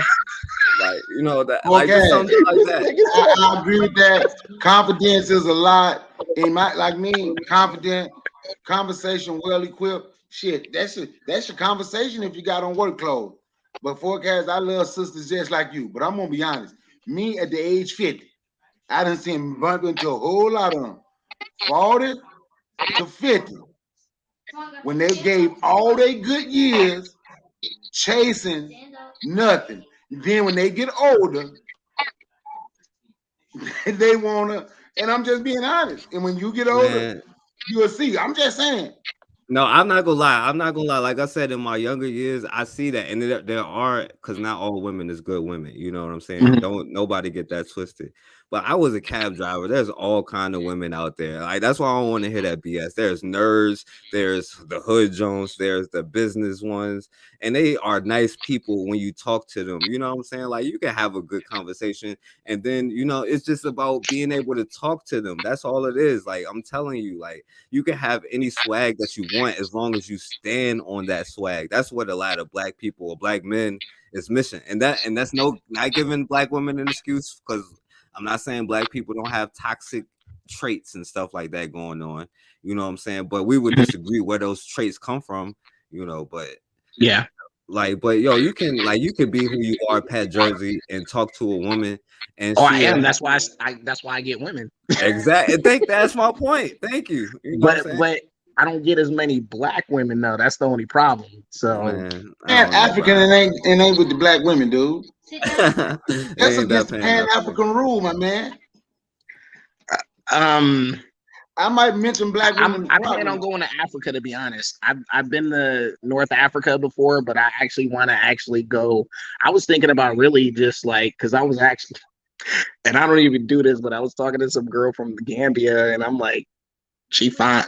But I was. I'm just saying, she's fine as hell. Like I'll marry her tomorrow. Treat you like a king. Mm-hmm.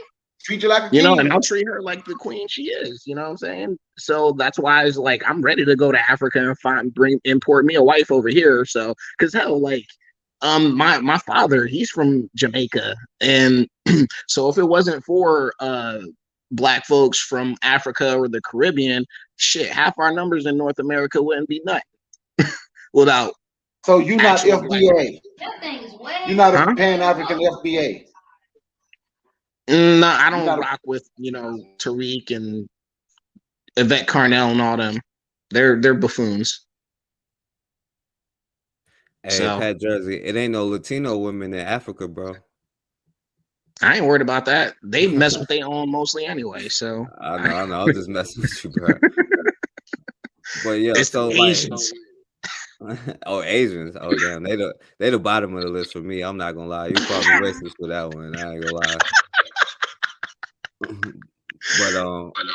But yo, so you see, it ain't too much that I disagree with you. I mean, I could find stuff that I disagree with you on, but I'm not gonna do that. You know what I'm saying?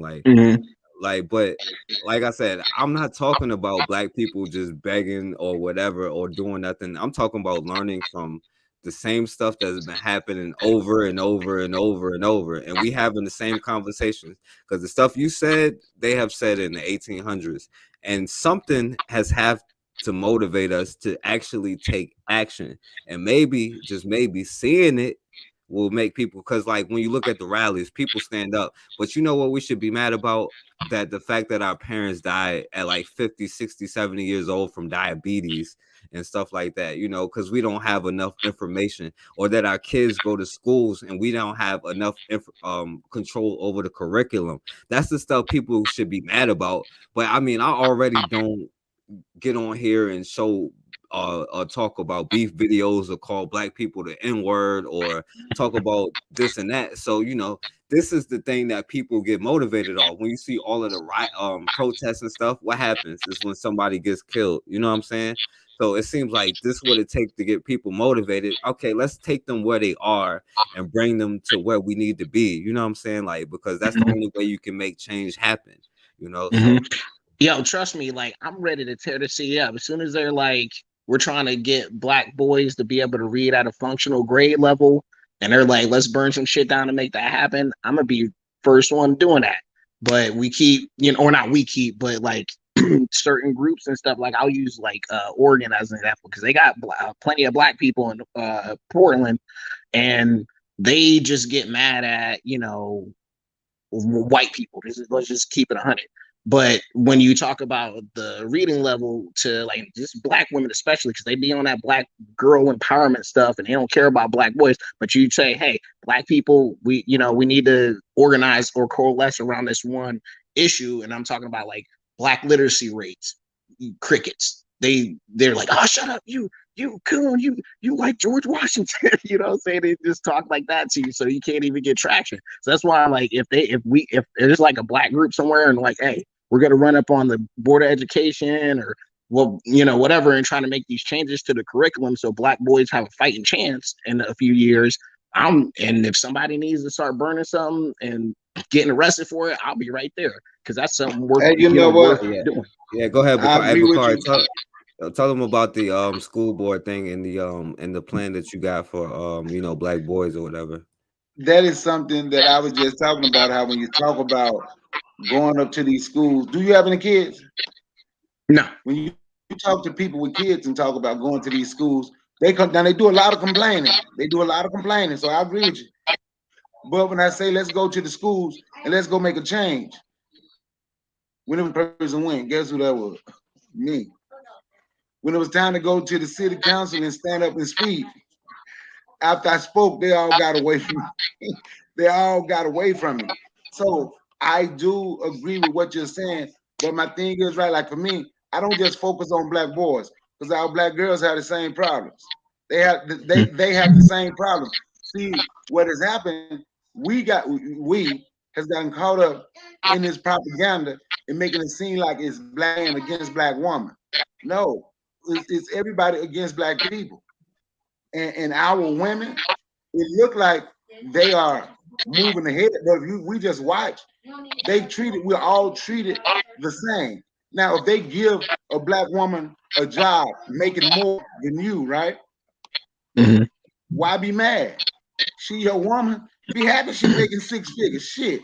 Don't be. Oh, I don't get mad. I just know it's from the Willie Lynch playbook. That's all. So yeah, I don't get mad. And guess what? So what we do is, right, let's accept that Willie Lynch playbook when they give it to our woman, and let's use it to our benefit.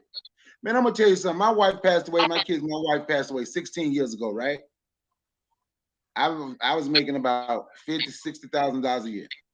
My wife made over $100,000 a year. I was still the man in my house. They can have that Willie Lynch playbook, but I know I'm strong enough for whatever they do.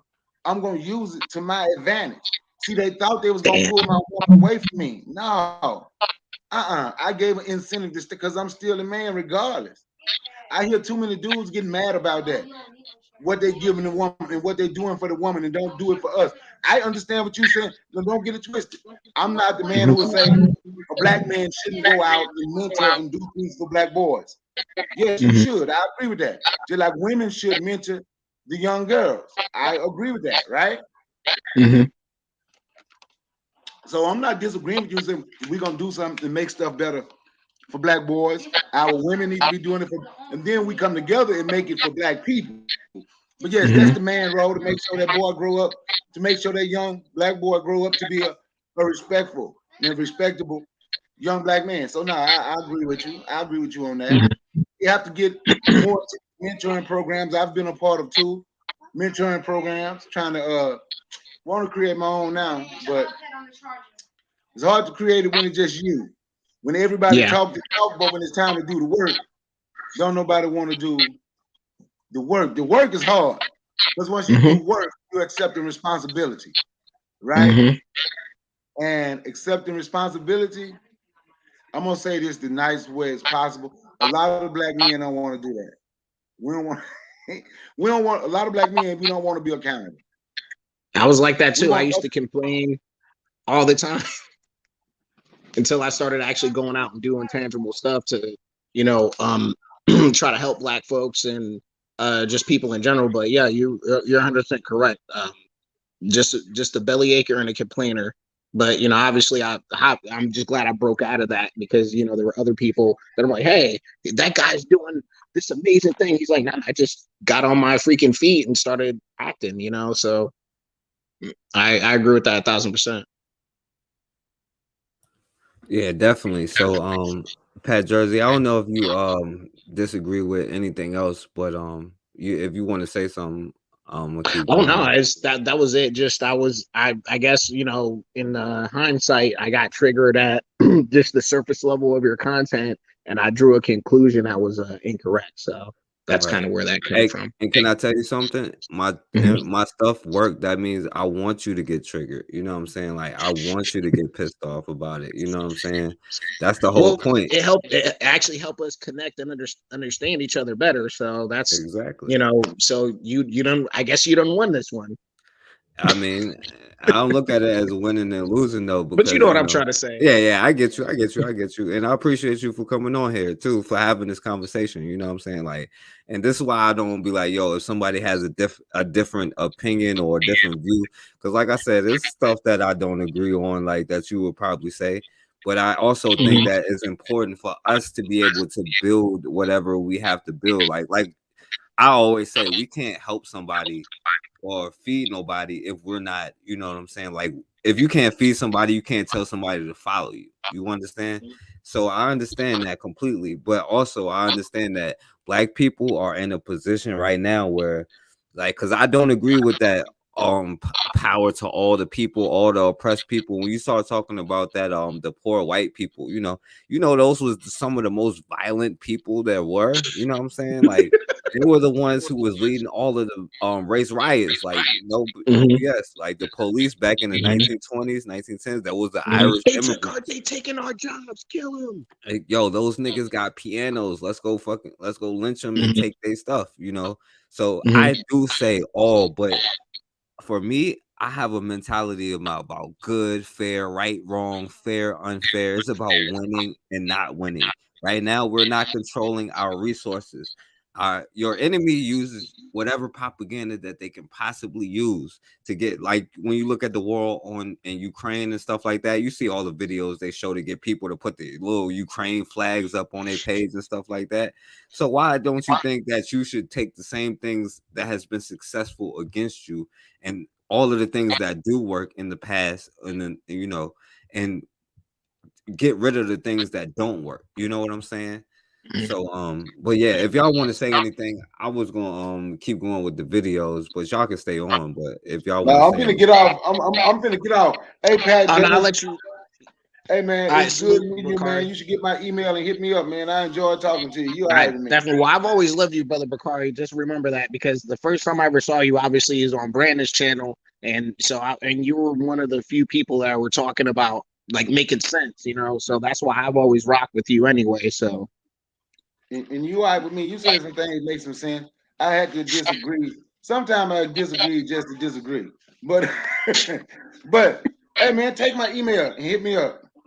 All right. I'm Put gonna it in put the it in the chat. chat. I'm gonna Yeah. put it in the chat right now. At the And then private hit me chat. up, man. All right. I'm gonna put it out there in the regular chat. Okay. And then you cool. Even better. And you hit me up. I will. Yeah, we can stay in touch, Pat man. Jersey. Hey, Pat Jersey, you think black people should have voted for Donald Trump? Yes.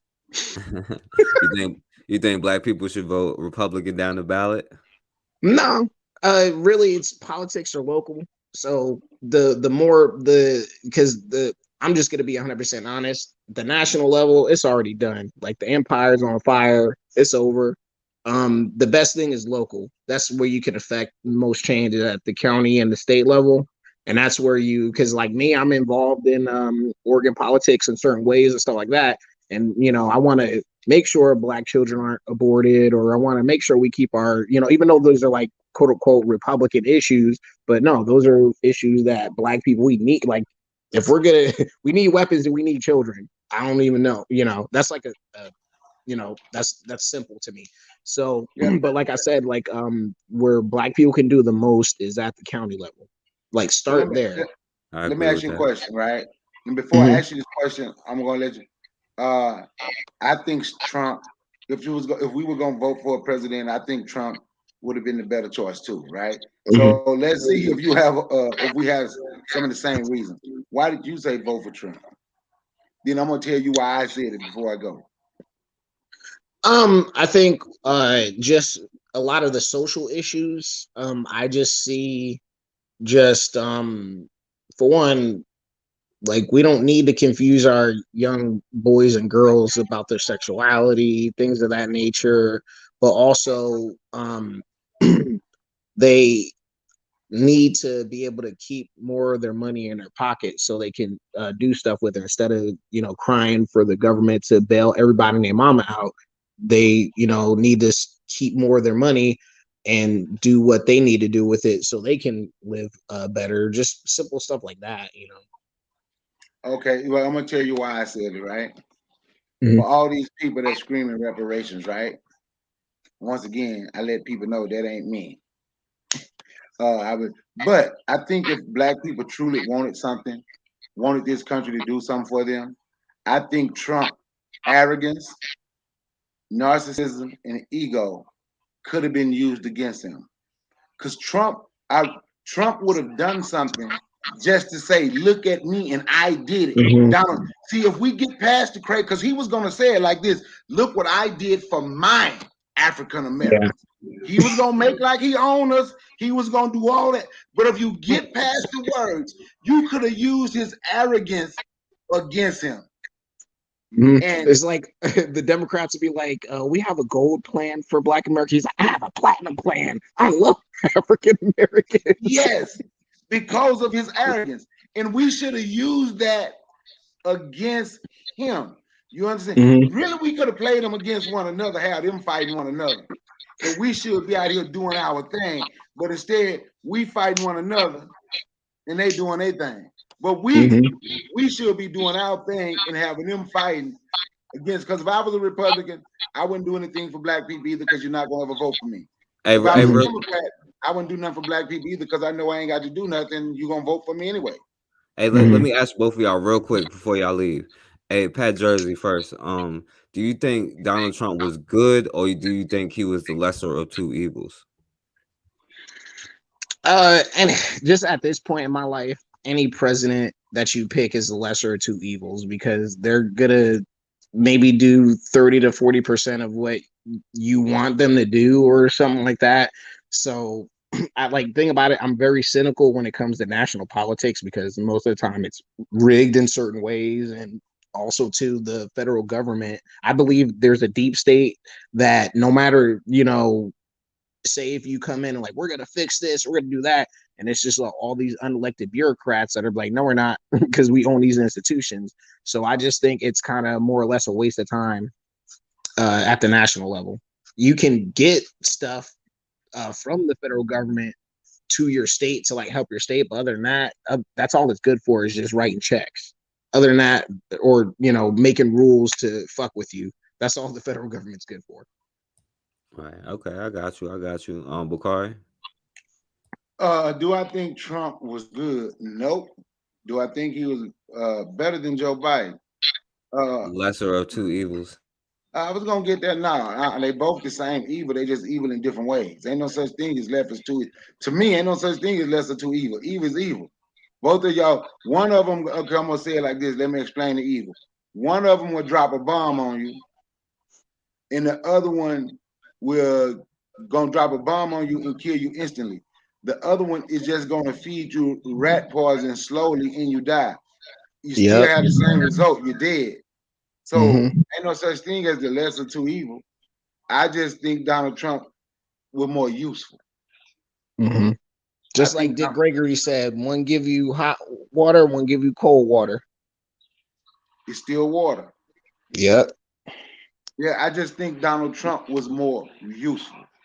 Not that he was better, he was more useful. Okay, Yes, yeah, I bro, agree. I agree with that. Yeah, he think he was more useful. That's it. Okay, yeah, I agree with both of y'all. But let me say this, and y'all can stay on if y'all want. But let me say this before y'all go. If y'all go, Pat Jersey, I don't know if you like Thomas Sowell, but he told half truths, bro. Not everything he said was true, bro. Mm-hmm. I get that He because was kind of cooning a little bit. he has a certain amount of clout with the conservative right. Actually, if anything, I would say, and you may not believe this or agree with me, but he may have turned a few white people away from like the racist stereotype, like we're just buffoons, we're naturally stupid or whatever like that, where he's a preeminent, economist, just one of the best ever, just like Dr. Ben Carson, one of the best freaking neurosurgeons on the fucking ever been on the planet, you know what I'm saying? Hey, let So me I let me think tell you something. There's always been the good Negro. There was the good slave. There was Stephen and Django. There's always been there, bro. There's okay, nothing new. you got me on that. Nah. We might have to explore that at another time, but I can't say what you're saying is crazy. You know what I'm saying? Which I you're have right. no respect for Thomas Sowell, none whatsoever. Damn. He's more than he don't tell no half. He might tell 25% truth. I have no respect for somebody who wrote a book about Marcus Garvey, supposedly, and just absolutely lied and said the red, black, and green in the flag, quoting Marcus Garvey, the red was for the Native Americans, the black was for African people, and the green was for the Irish. That's an absolute lie. And he wrote that shit like it was a fact, but it's a lie. I'm in the UNIA Division 421, President Ross Marvin. When somebody would just lie like that to try to get, like Forecast just said, he's the good Negro. He lied like that to have black people change their stance on standing for black people. Go stand for Irish and Native Americans. Don't just, he's an absolute liar. I have no respect for him. And notice he never debated nobody, and his leader Milton Friedman got destroyed multiple times. Like I think James Baldwin destroyed Yeah. him. Well, it's funny when you talk about Milton Friedman because like stuff that he said is like coming apart now. Like just saying like the free market is, the invisible hand is the ultimate thing, and that's like the stupidest fucking thing ever because the invisible hand is, men, move that invisible hand. It's not some magical principle that fell out the sky that, governs us all. So I agree with you. Yeah, and not only he was probably a part of the men that, well, I call them boys, white boys, but he was probably a part of that cult that was doing all of that. So, yo, I just wanted to say that about Thomas Sowell for anybody who loves him. He told Bakari said 20 quarter truths, but I'm gonna give him half truths, but it was half truths. Okay. I'm gonna have to, because I actually didn't even know he critiqued Marcus Garvey, so I'm gonna definitely have to look that up on my own time to educate myself a bit better because it took me a long time to come around to understanding how important Marcus Garvey was. He's very much diminished in Black history. Like they talk about like the freaking NAACP and all these other groups, but like Marcus Garvey had a way bigger influence on Black America or the diaspora in general. So, and that's like a big travesty. That's a fact. And notice, like, yo, they only like the NAACP, which had Jewish presidents, or I call them Yep. shysters. They were able to stay around. But notice every black group who was about black empowerment, there was laws and Yep. stuff there to destroy them. You know what I'm saying? So, but Yep. that's a part of the system that we have to address now. We can't get around that part now. You know what I'm saying? Because we're gonna have to face it. Definitely. All right, so yo, I appreciate you coming on, Pat Jersey. I'm glad we came to a definite understanding, so I appreciate it. No, it was a great conversation. I learned some things too, so it's good. That's I just love stuff like this, black men coming together. So we're making magic right now. Oh, actually, it's not magic. We're just doing great things that Yeah, benefit. it's supposed to be normal. Yep, exactly. Yeah. All right, so All right. all right, Pat Jersey. Any last words? Nah, I'll see you on the flip side. I'll see y'all again. All right. All right, Pat Jersey, get my email. Hit me up, bro. All right. Peace. Hey, I'm right, out, Bakar. forecast. I'm All right, out, chat. Bakar. My grandson still up messing with me. He All won't right, go to y'all sleep. still, hey, Bakar, y'all still on fan base? Yeah, they still on there. I'm about to get off here. Yo, y'all get the fan base app, but all right, Bakari. All right, so y'all get the fan base app, you know what I'm saying? But I did have some other stuff, I know they probably didn't want to be a part, especially my brother, but I got more videos like that to share, you know what I'm saying? So before I get out there, I'm gonna show the last couple videos because I can't get this order back. So I'm gonna go real quick through this. Now, if y'all don't remember what I was showing black children, you know what I'm saying? And the situation that we're in. And this is, like I said, this is why I'm showing this, because if we're not willing to step up and do the simple things, even though we see our children being violated on a constant basis, that means that there's something really wrong. And I'm gonna keep putting it in people's faces until we understand where we are and what, you know what I'm saying? So let me play this video. And welcome everyone to The Four on this Wednesday afternoon. I'm Heather Holmes. And I'm Alex Savage. The family of a San Francisco teenager has put the city on notice. They are preparing to file a civil rights lawsuit claiming police racially profiled their son. KTVU's Christian Captain is joining us now live from in front of the Stern School. And Christian, there's video that shows what unfolded as the boy left that school last month. Yeah, that's right. The incident happened right here in front of the school. It was picked up by one of the school's security cameras. Now, that student's parents and attorney say that the only reason he was detained by the police officer is because he was black. The story begins here in front of Stern School on March 15th. A security camera picked up the moment's 13-year-old Michael Coleman was detained. Witnesses say the officer involved was San Francisco Sergeant Para. Coleman, his family, and attorney all say that the sergeant rushed Coleman as he was leaving the school with his tutor, saying he matched the description of a suspect, ordering him to put his hands behind his back and holding him at the scene for more than 20 minutes. Now the family's attorney says they're filing a civil claim against the city. The claim is that of racial profiling because there was no legitimate basis to stop this young man with only that he was black, he was an African American. And that in and of itself is not enough. We're not showing the young man's face at the family's request. Numerous educators from the young man's school came out to confront the officer, trying to get the officer to let him go. The boy's father says his son was traumatized. And he's been through so much since his interaction with that cop that day. He's had nightmares. He come lay in the bed between me and my wife. KTVU reached out to the police department, which referred us to the city attorney's office, which in turn released a statement reading, quote, "The city strives to foster trust between law enforcement and local communities. We will review the claim and respond appropriately." The Coleman family says they're hoping legal action will help right what went wrong here. For us, we just want to make it a point that this has to stop happening to our children. It really does.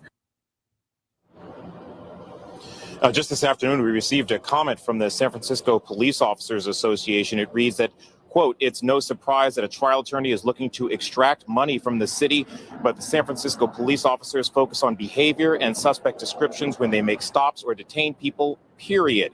The statement goes on to say the reality is we have too many examples of teenagers committing very serious crimes, from robberies to carjackings to shootings. So the fact that this happened to a teenager is not relevant to the crimes we are trying to solve. The city now has a month to respond to this claim. All right, so I just wanted to show that one. That's in that clip, this young brother was coming out of school or whatever, and the police stopped him because he quote unquote fit the description of some kind of crime. Who knows, And this is what I'm talking about, a system, right? And this is why it's important for us to come together, because the only thing that can destroy a system is cohesiveness, unity. Us realizing that if enough of us get on the same page, it's nothing they can do to stop us. You understand? If we had enough anger about what's happening to our children, our elderly, our parents, right? Forget what's going on. Yo, what up, time to work?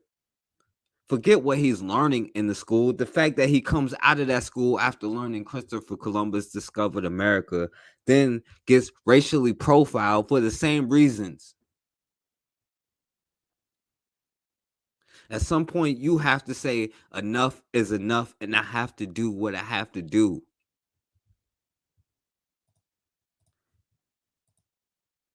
Now, like I said, I'm gonna go through these ones kind of quick. So I'm gonna show another. This time is a young sister, a young girl, a young black sister.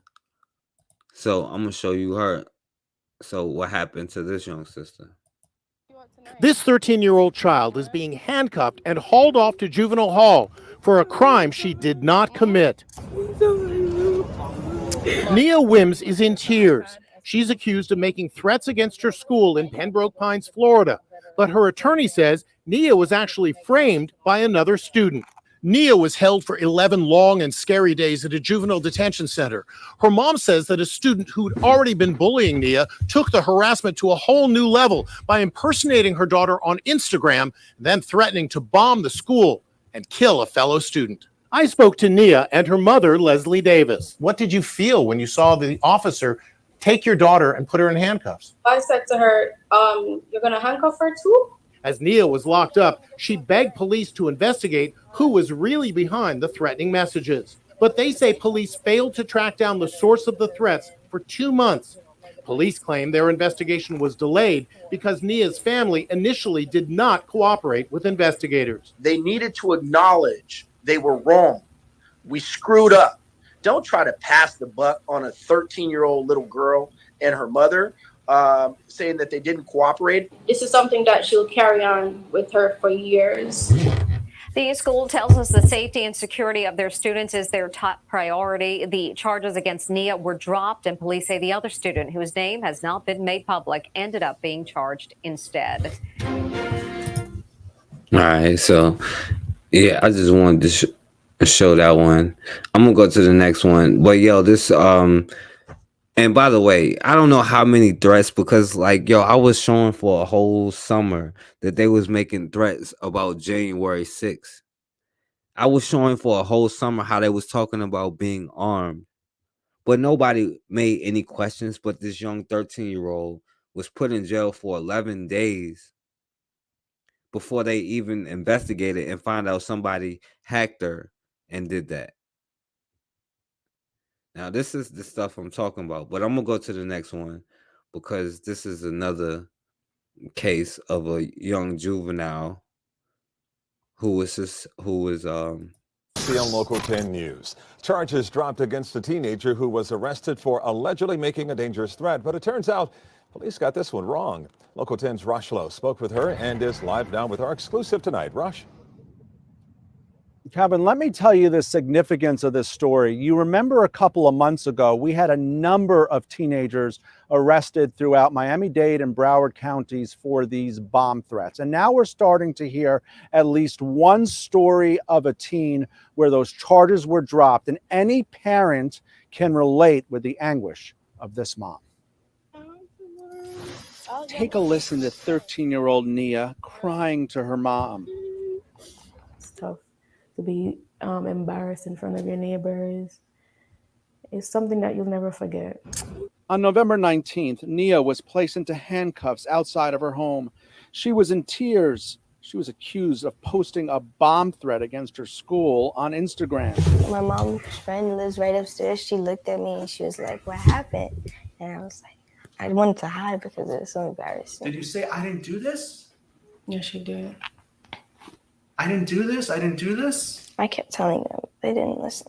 Nia was a 7th grader at Renaissance Charter School in Pembroke Pines. No mom wants to see their child being taken away from them. Nia spent 14 days in juvenile detention. She kept saying she was innocent. Months passed and Mom demanded a thorough investigation. We found out that it wasn't Nia. The person made multiple emails using Nia's name.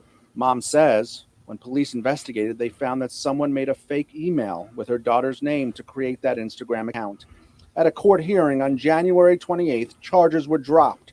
You can hear it straight from the judge. Your case has been dropped today. Do you have any questions for me? No, All right, good luck. I'm really sorry you went through this. it's okay.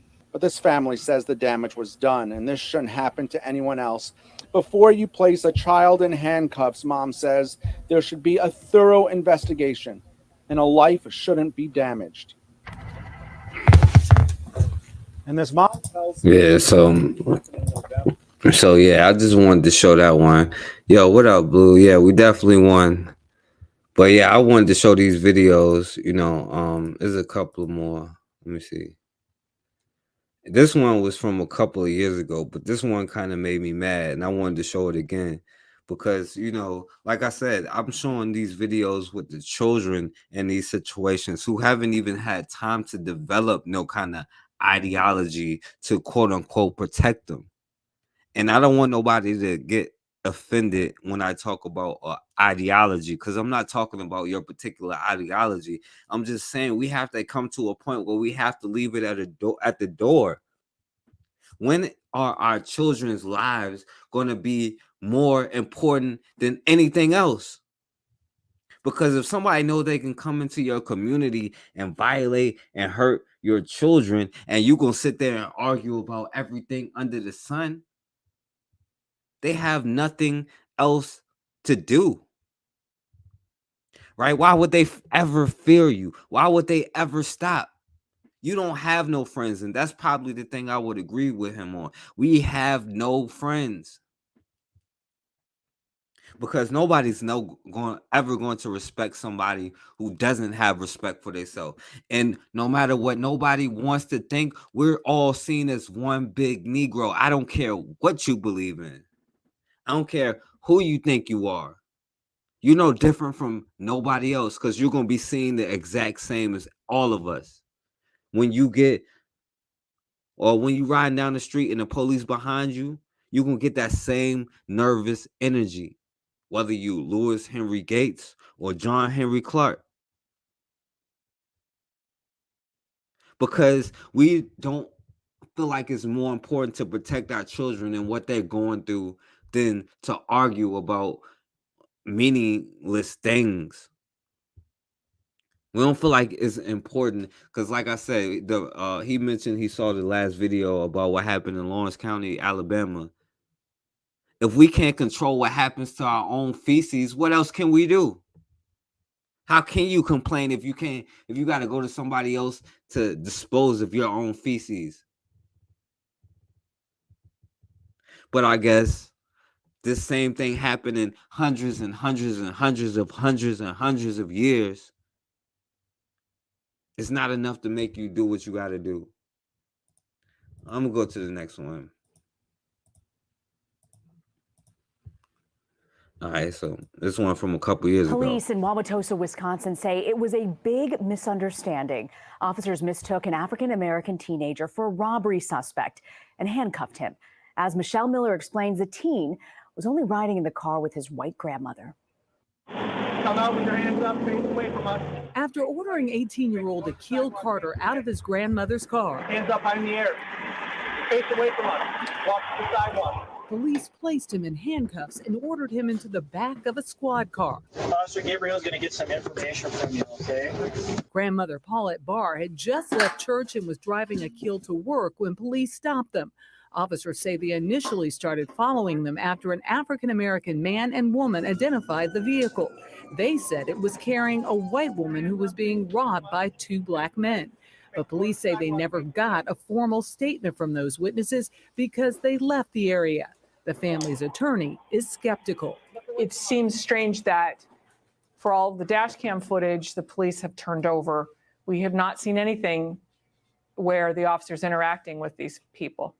After Carter was detained, an officer is seen exiting the patrol car with his gun outside the holster. Officers then approached the teen's grandmother. Is everything okay? That's your grandson? Yes. Police say Carter was handcuffed for approximately 6 minutes. Well, I'm guessing what this sounds like is a really big misunderstanding. After the teen was released, a witness captured his grandmother's reaction. That's your grandson? Wow. The family's attorney says even if the police account is accurate, the officers clearly overreacted. Any random person can run up to a police officer now and say, stop that car, it's engaged in a robbery, and that's all it takes. The family's attorney says the frightening encounter left the grandmother feeling helpless, wondering what she could have done to protect her grandson. Michelle Miller, CBS News, New York. Right. So this young brother riding with his adopted white grandmother, and they pull the car over because they think he's kidnapping her. You know, and this one is 2018. But let me show you April 21, 2022. This was when Jason Van Dyke not federally charged, and he was released in February 2022. 8-year-old accused of stealing chips, grabbed up by the police. April 22, 2022. Right? This kid detained for no reason, right? Because he was in an area where somebody else was shooting. April 13, 2022. Right? This black 13-year-old student racially profiled and unlawfully detained by police. April 6, 2022. This 13-year-old young sister jailed for 11 days because she was framed and the police ain't do nothing. February 25th, 2022. See, this is what we talk about when people, February 9th, 2022. This is what we talk about when we say this stuff still exists. You know what I'm saying?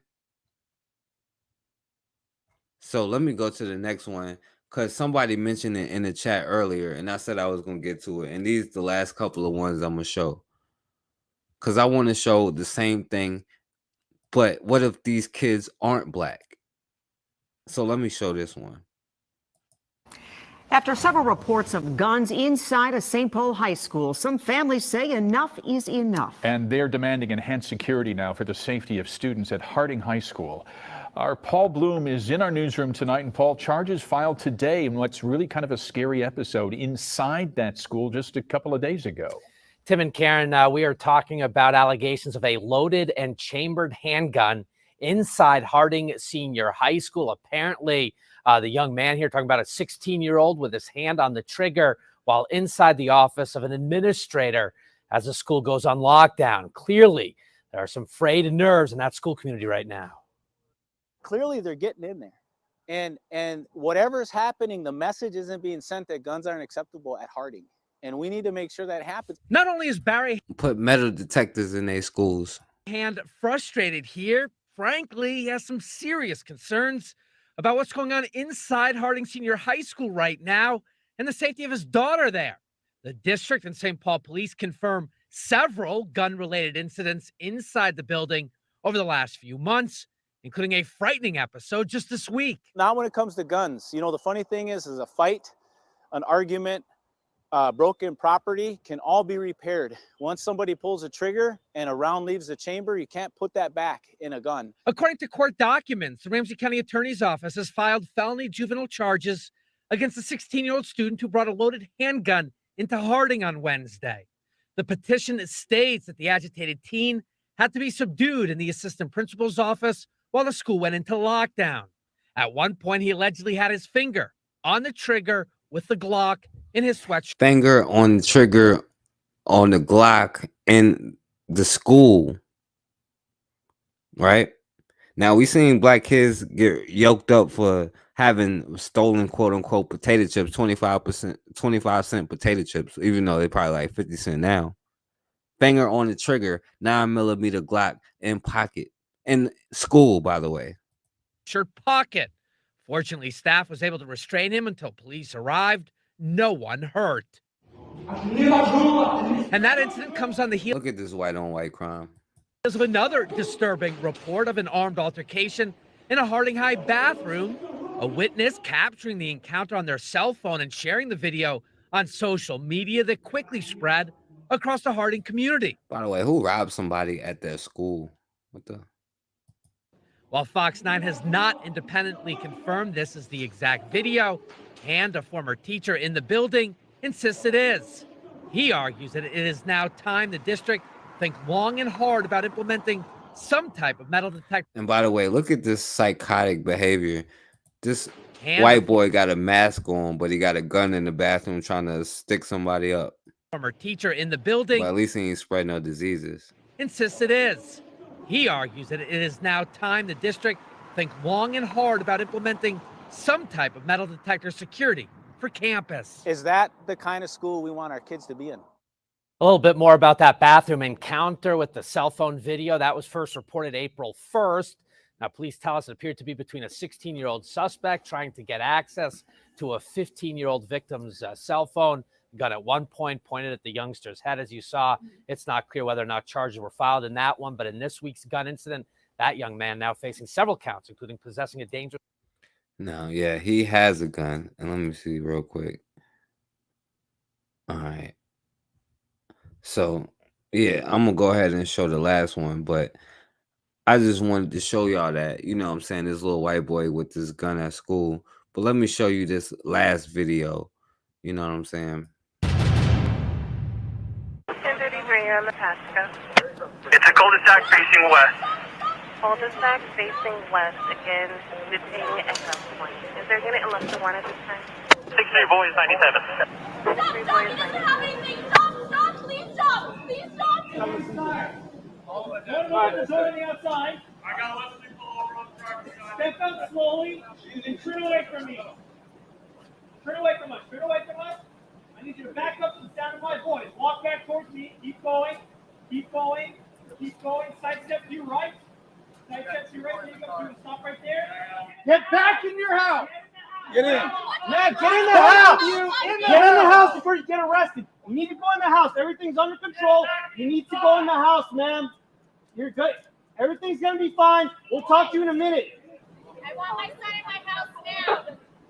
Listen to her. Back inside. Listen to her. Abby, go inside.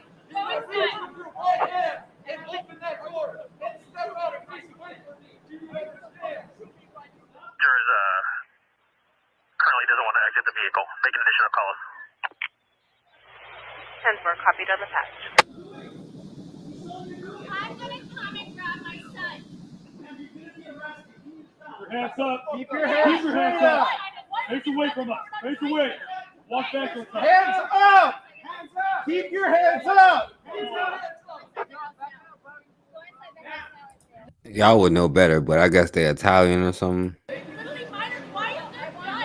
Now someone's not going inside your house or you're going to jail.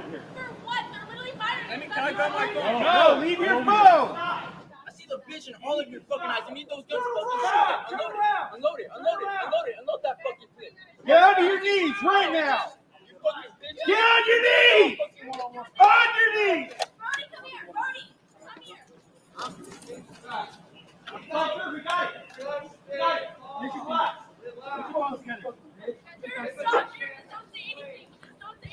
Wait a minute. I don't see no knees on no necks or nothing like that. What's going on?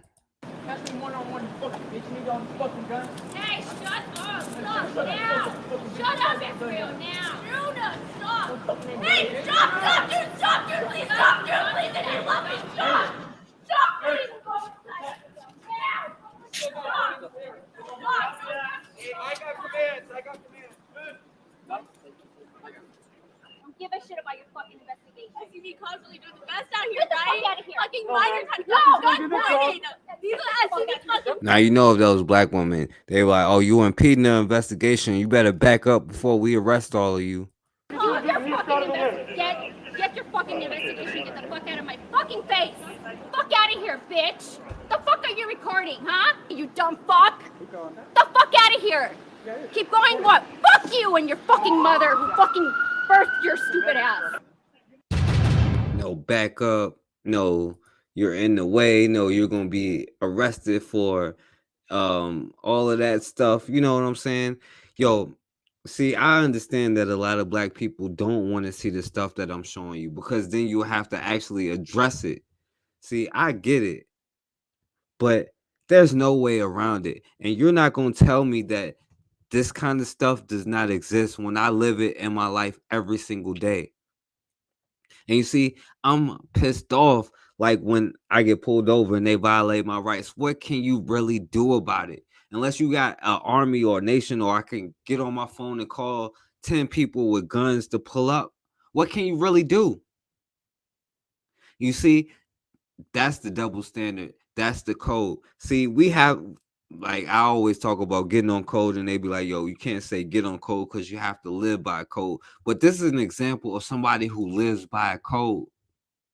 How many examples of black children who have done much less, who have no guns, who have not been talking to the police, resisting, in fact, are crying? And you're going to tell me that what I'm saying is wrong or not true? Yes, it matters how we respond. That's why we need to see it. We need to keep seeing it in our face so we know that we have to respond. Because if you sit there and keep ignoring it and acting like the illusion of inclusion is going on, then you never going to do nothing to change it.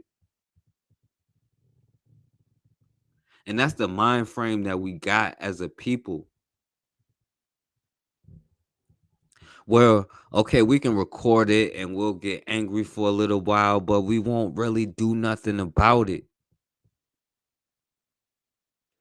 And see, if we really want to make change, we need to do stuff like, yo, the black plumbers. I saw Erica mention it last time. The black plumbers need to donate their services to Lawrence, Alabama. Well, I'm sorry. Yeah.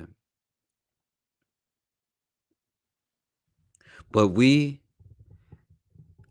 have this mentality where we have to blame each other, where we have to argue, where we have to fight, where we have to look for somebody to be our savior, where we have to look for somebody to make the rules for us, where we have to be under somebody else's system because we just don't know what we're going to do. See, that's why I wasn't cool with the whole Pookie and Ray Ray stuff.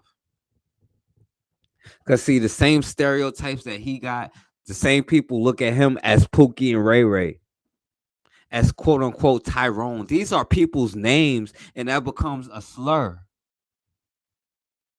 Black first becomes a slur. Hotep becomes a slur. All because you scared to address. That's why I asked them, what is the right way? The right way is the way that somebody else tells us how to do it. The right way is accepting the ways of the Englishman. And I'm not trying to put that on him, but that's why I asked him, what is the right way? Because we got away from defining our own way as the right way. We don't think what we say is good enough.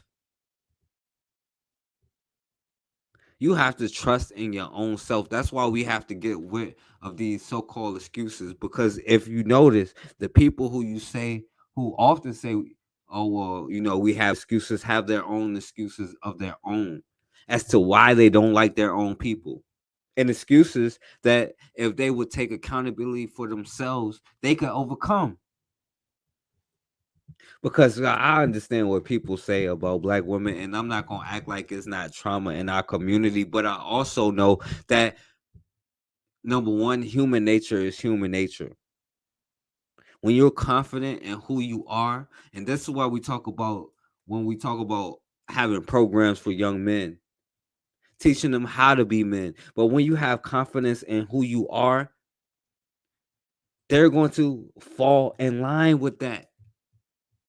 And the people who don't like you was not meant for you. And you don't have to go outside of your race because that's an excuse. I've seen so many black women who are all kinds. And that's why I don't get into the ADOS and African argument. It's no different from this gender war argument. It's no different from the Pookies and the Ray Rays. But you know what? If you would have took time to educate the quote unquote Pookies and the Ray Rays, they could still have that quote unquote gangster mentality, but point the guns outside instead of pointing them inward. Like my brother MG2 says, Africa has its guns pointed inward and not outward. See, we don't understand how teamwork is. This is your warrior class. You may be your engineer class. This may be your doctor class. This may be your teacher class, but none of them can exist without the other. That's why we got to be careful about these stereotypes and condemning ourselves, condemning each other. Because guess what? At the end of the day, you are no different than them. We all in the same position. That's what the thing that I don't understand. We all in the same position. And y'all know that, but y'all scared to do anything about it. So y'all want to argue. But at the end of the day, I could tell Raw to put the answer in the chat right now. And she will. But you got to stop being afraid with this. Oh, not all cops is bad. Now, see, that's the thing about black people. We are apologetic. You are apologetic. Not all cops is bad. Not all white people is bad. There are some good white folks out there. Who cares? I don't care about. See, I said this the last time. It's not about destroying somebody else's system. It's about destroying your own. And guess what? I'll be happy that theirs get destroyed in the process.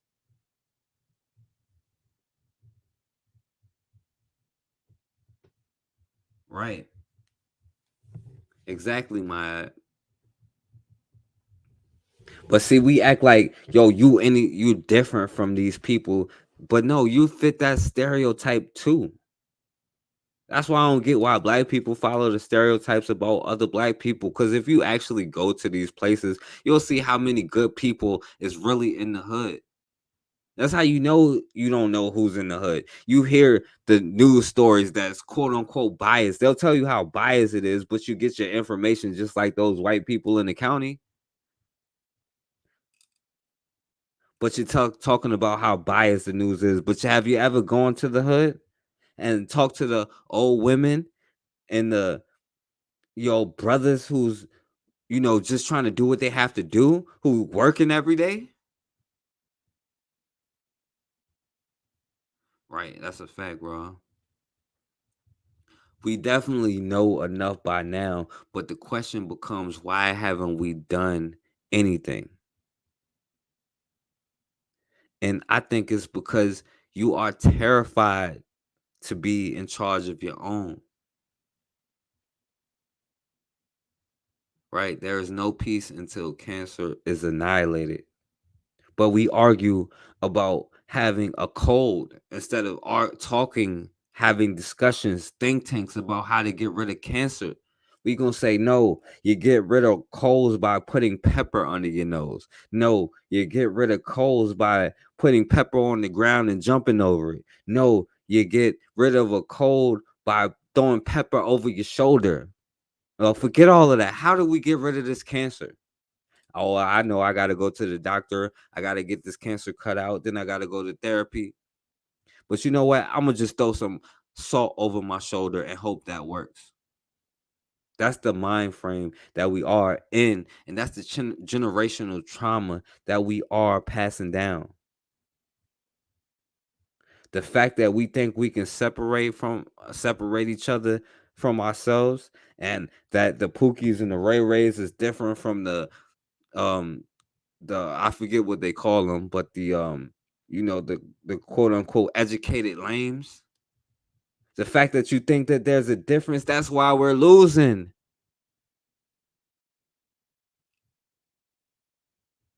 It don't matter. Right, yo, that's what I'm saying. But we don't talk about the cancer.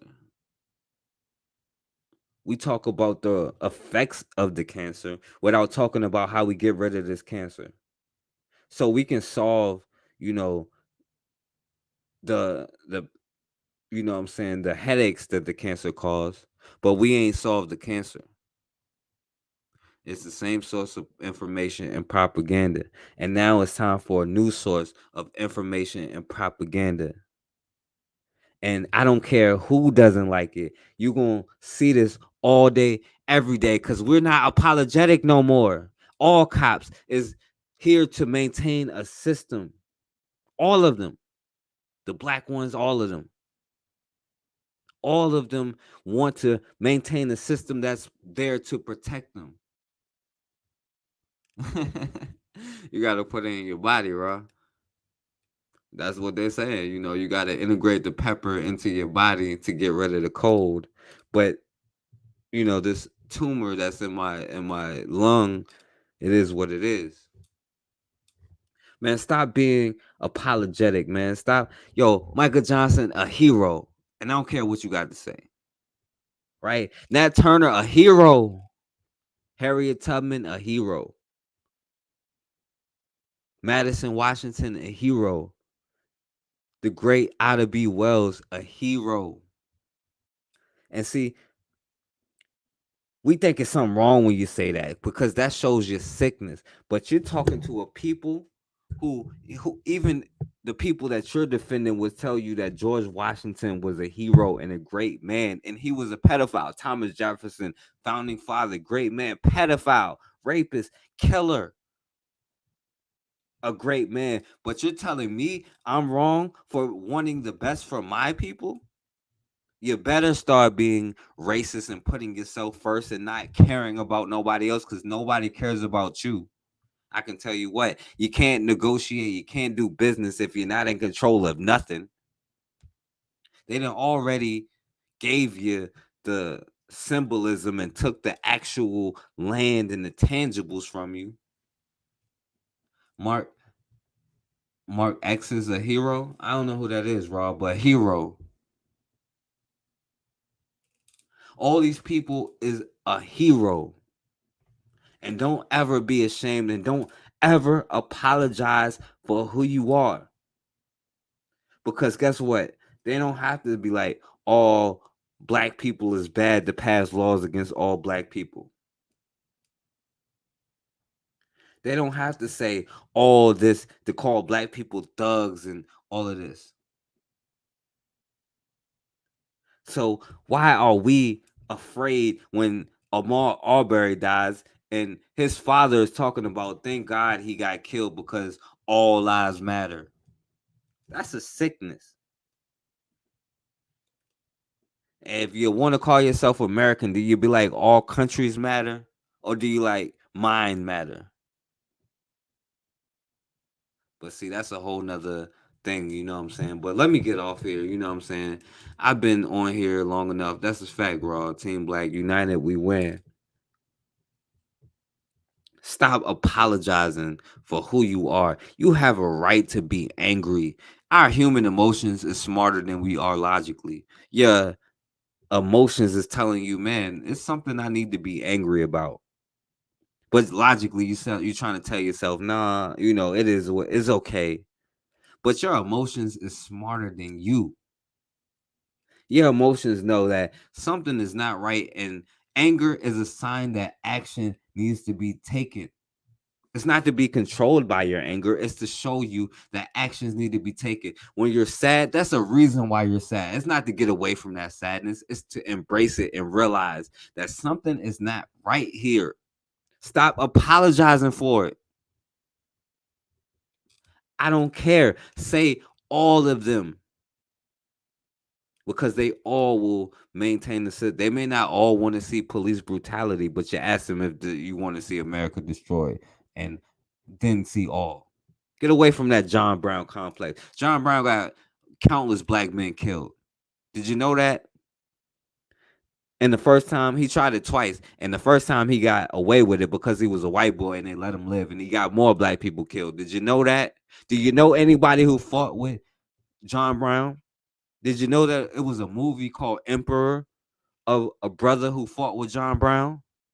Get rid of that John Brown complex, because nobody is coming to save you. Get rid of that white Jesus complex, because nobody is coming to save you. Nobody in the world. Get rid of that black and brown, black and Asian. I haven't heard that since from other groups since Biden got in office. I heard that from black people. Nobody is coming to save you. The sky been cracked for 600 years. We the people who came through. We are here to save us. We already came. That's all I'm trying to tell you. But man, let me get up out of here. And I'm gonna say it again, man. Stop apologizing for who you is, man. Embrace it. It's that same thing when I was telling you with the confidence. You have the ability to say who is black. I could say, yo, you ain't black unless you have 4 black great grandparents, or grandparents, or 7 out of 8 great grandparents. I can do that because I'm a grown man. I can make my own decisions. I can determine who I am. I can determine all of this stuff. I can do that. Nobody else has to do that for me, man. Yo, it's definitely illusion, and not a good illusion, because even in the illusion we get killed and they don't. I mean, look at Black Panther, the movie. If you really look at the movie, you know, Killmonger was ready to send weapons to all of us around the world to destroy the systems built against us. And in the movie, black people helped a white CIA agent stop them from giving us the weapons. And this was in a black movie. Get rid of that savior complex, man, because we all we got and nobody's coming to save us. But thank y'all for listening, man. I ain't mean for this show to be so long, man. I gotta go. And thank you, Raw, Dwayne, Maat, Bakari, the other brother, Blue, Time to Work.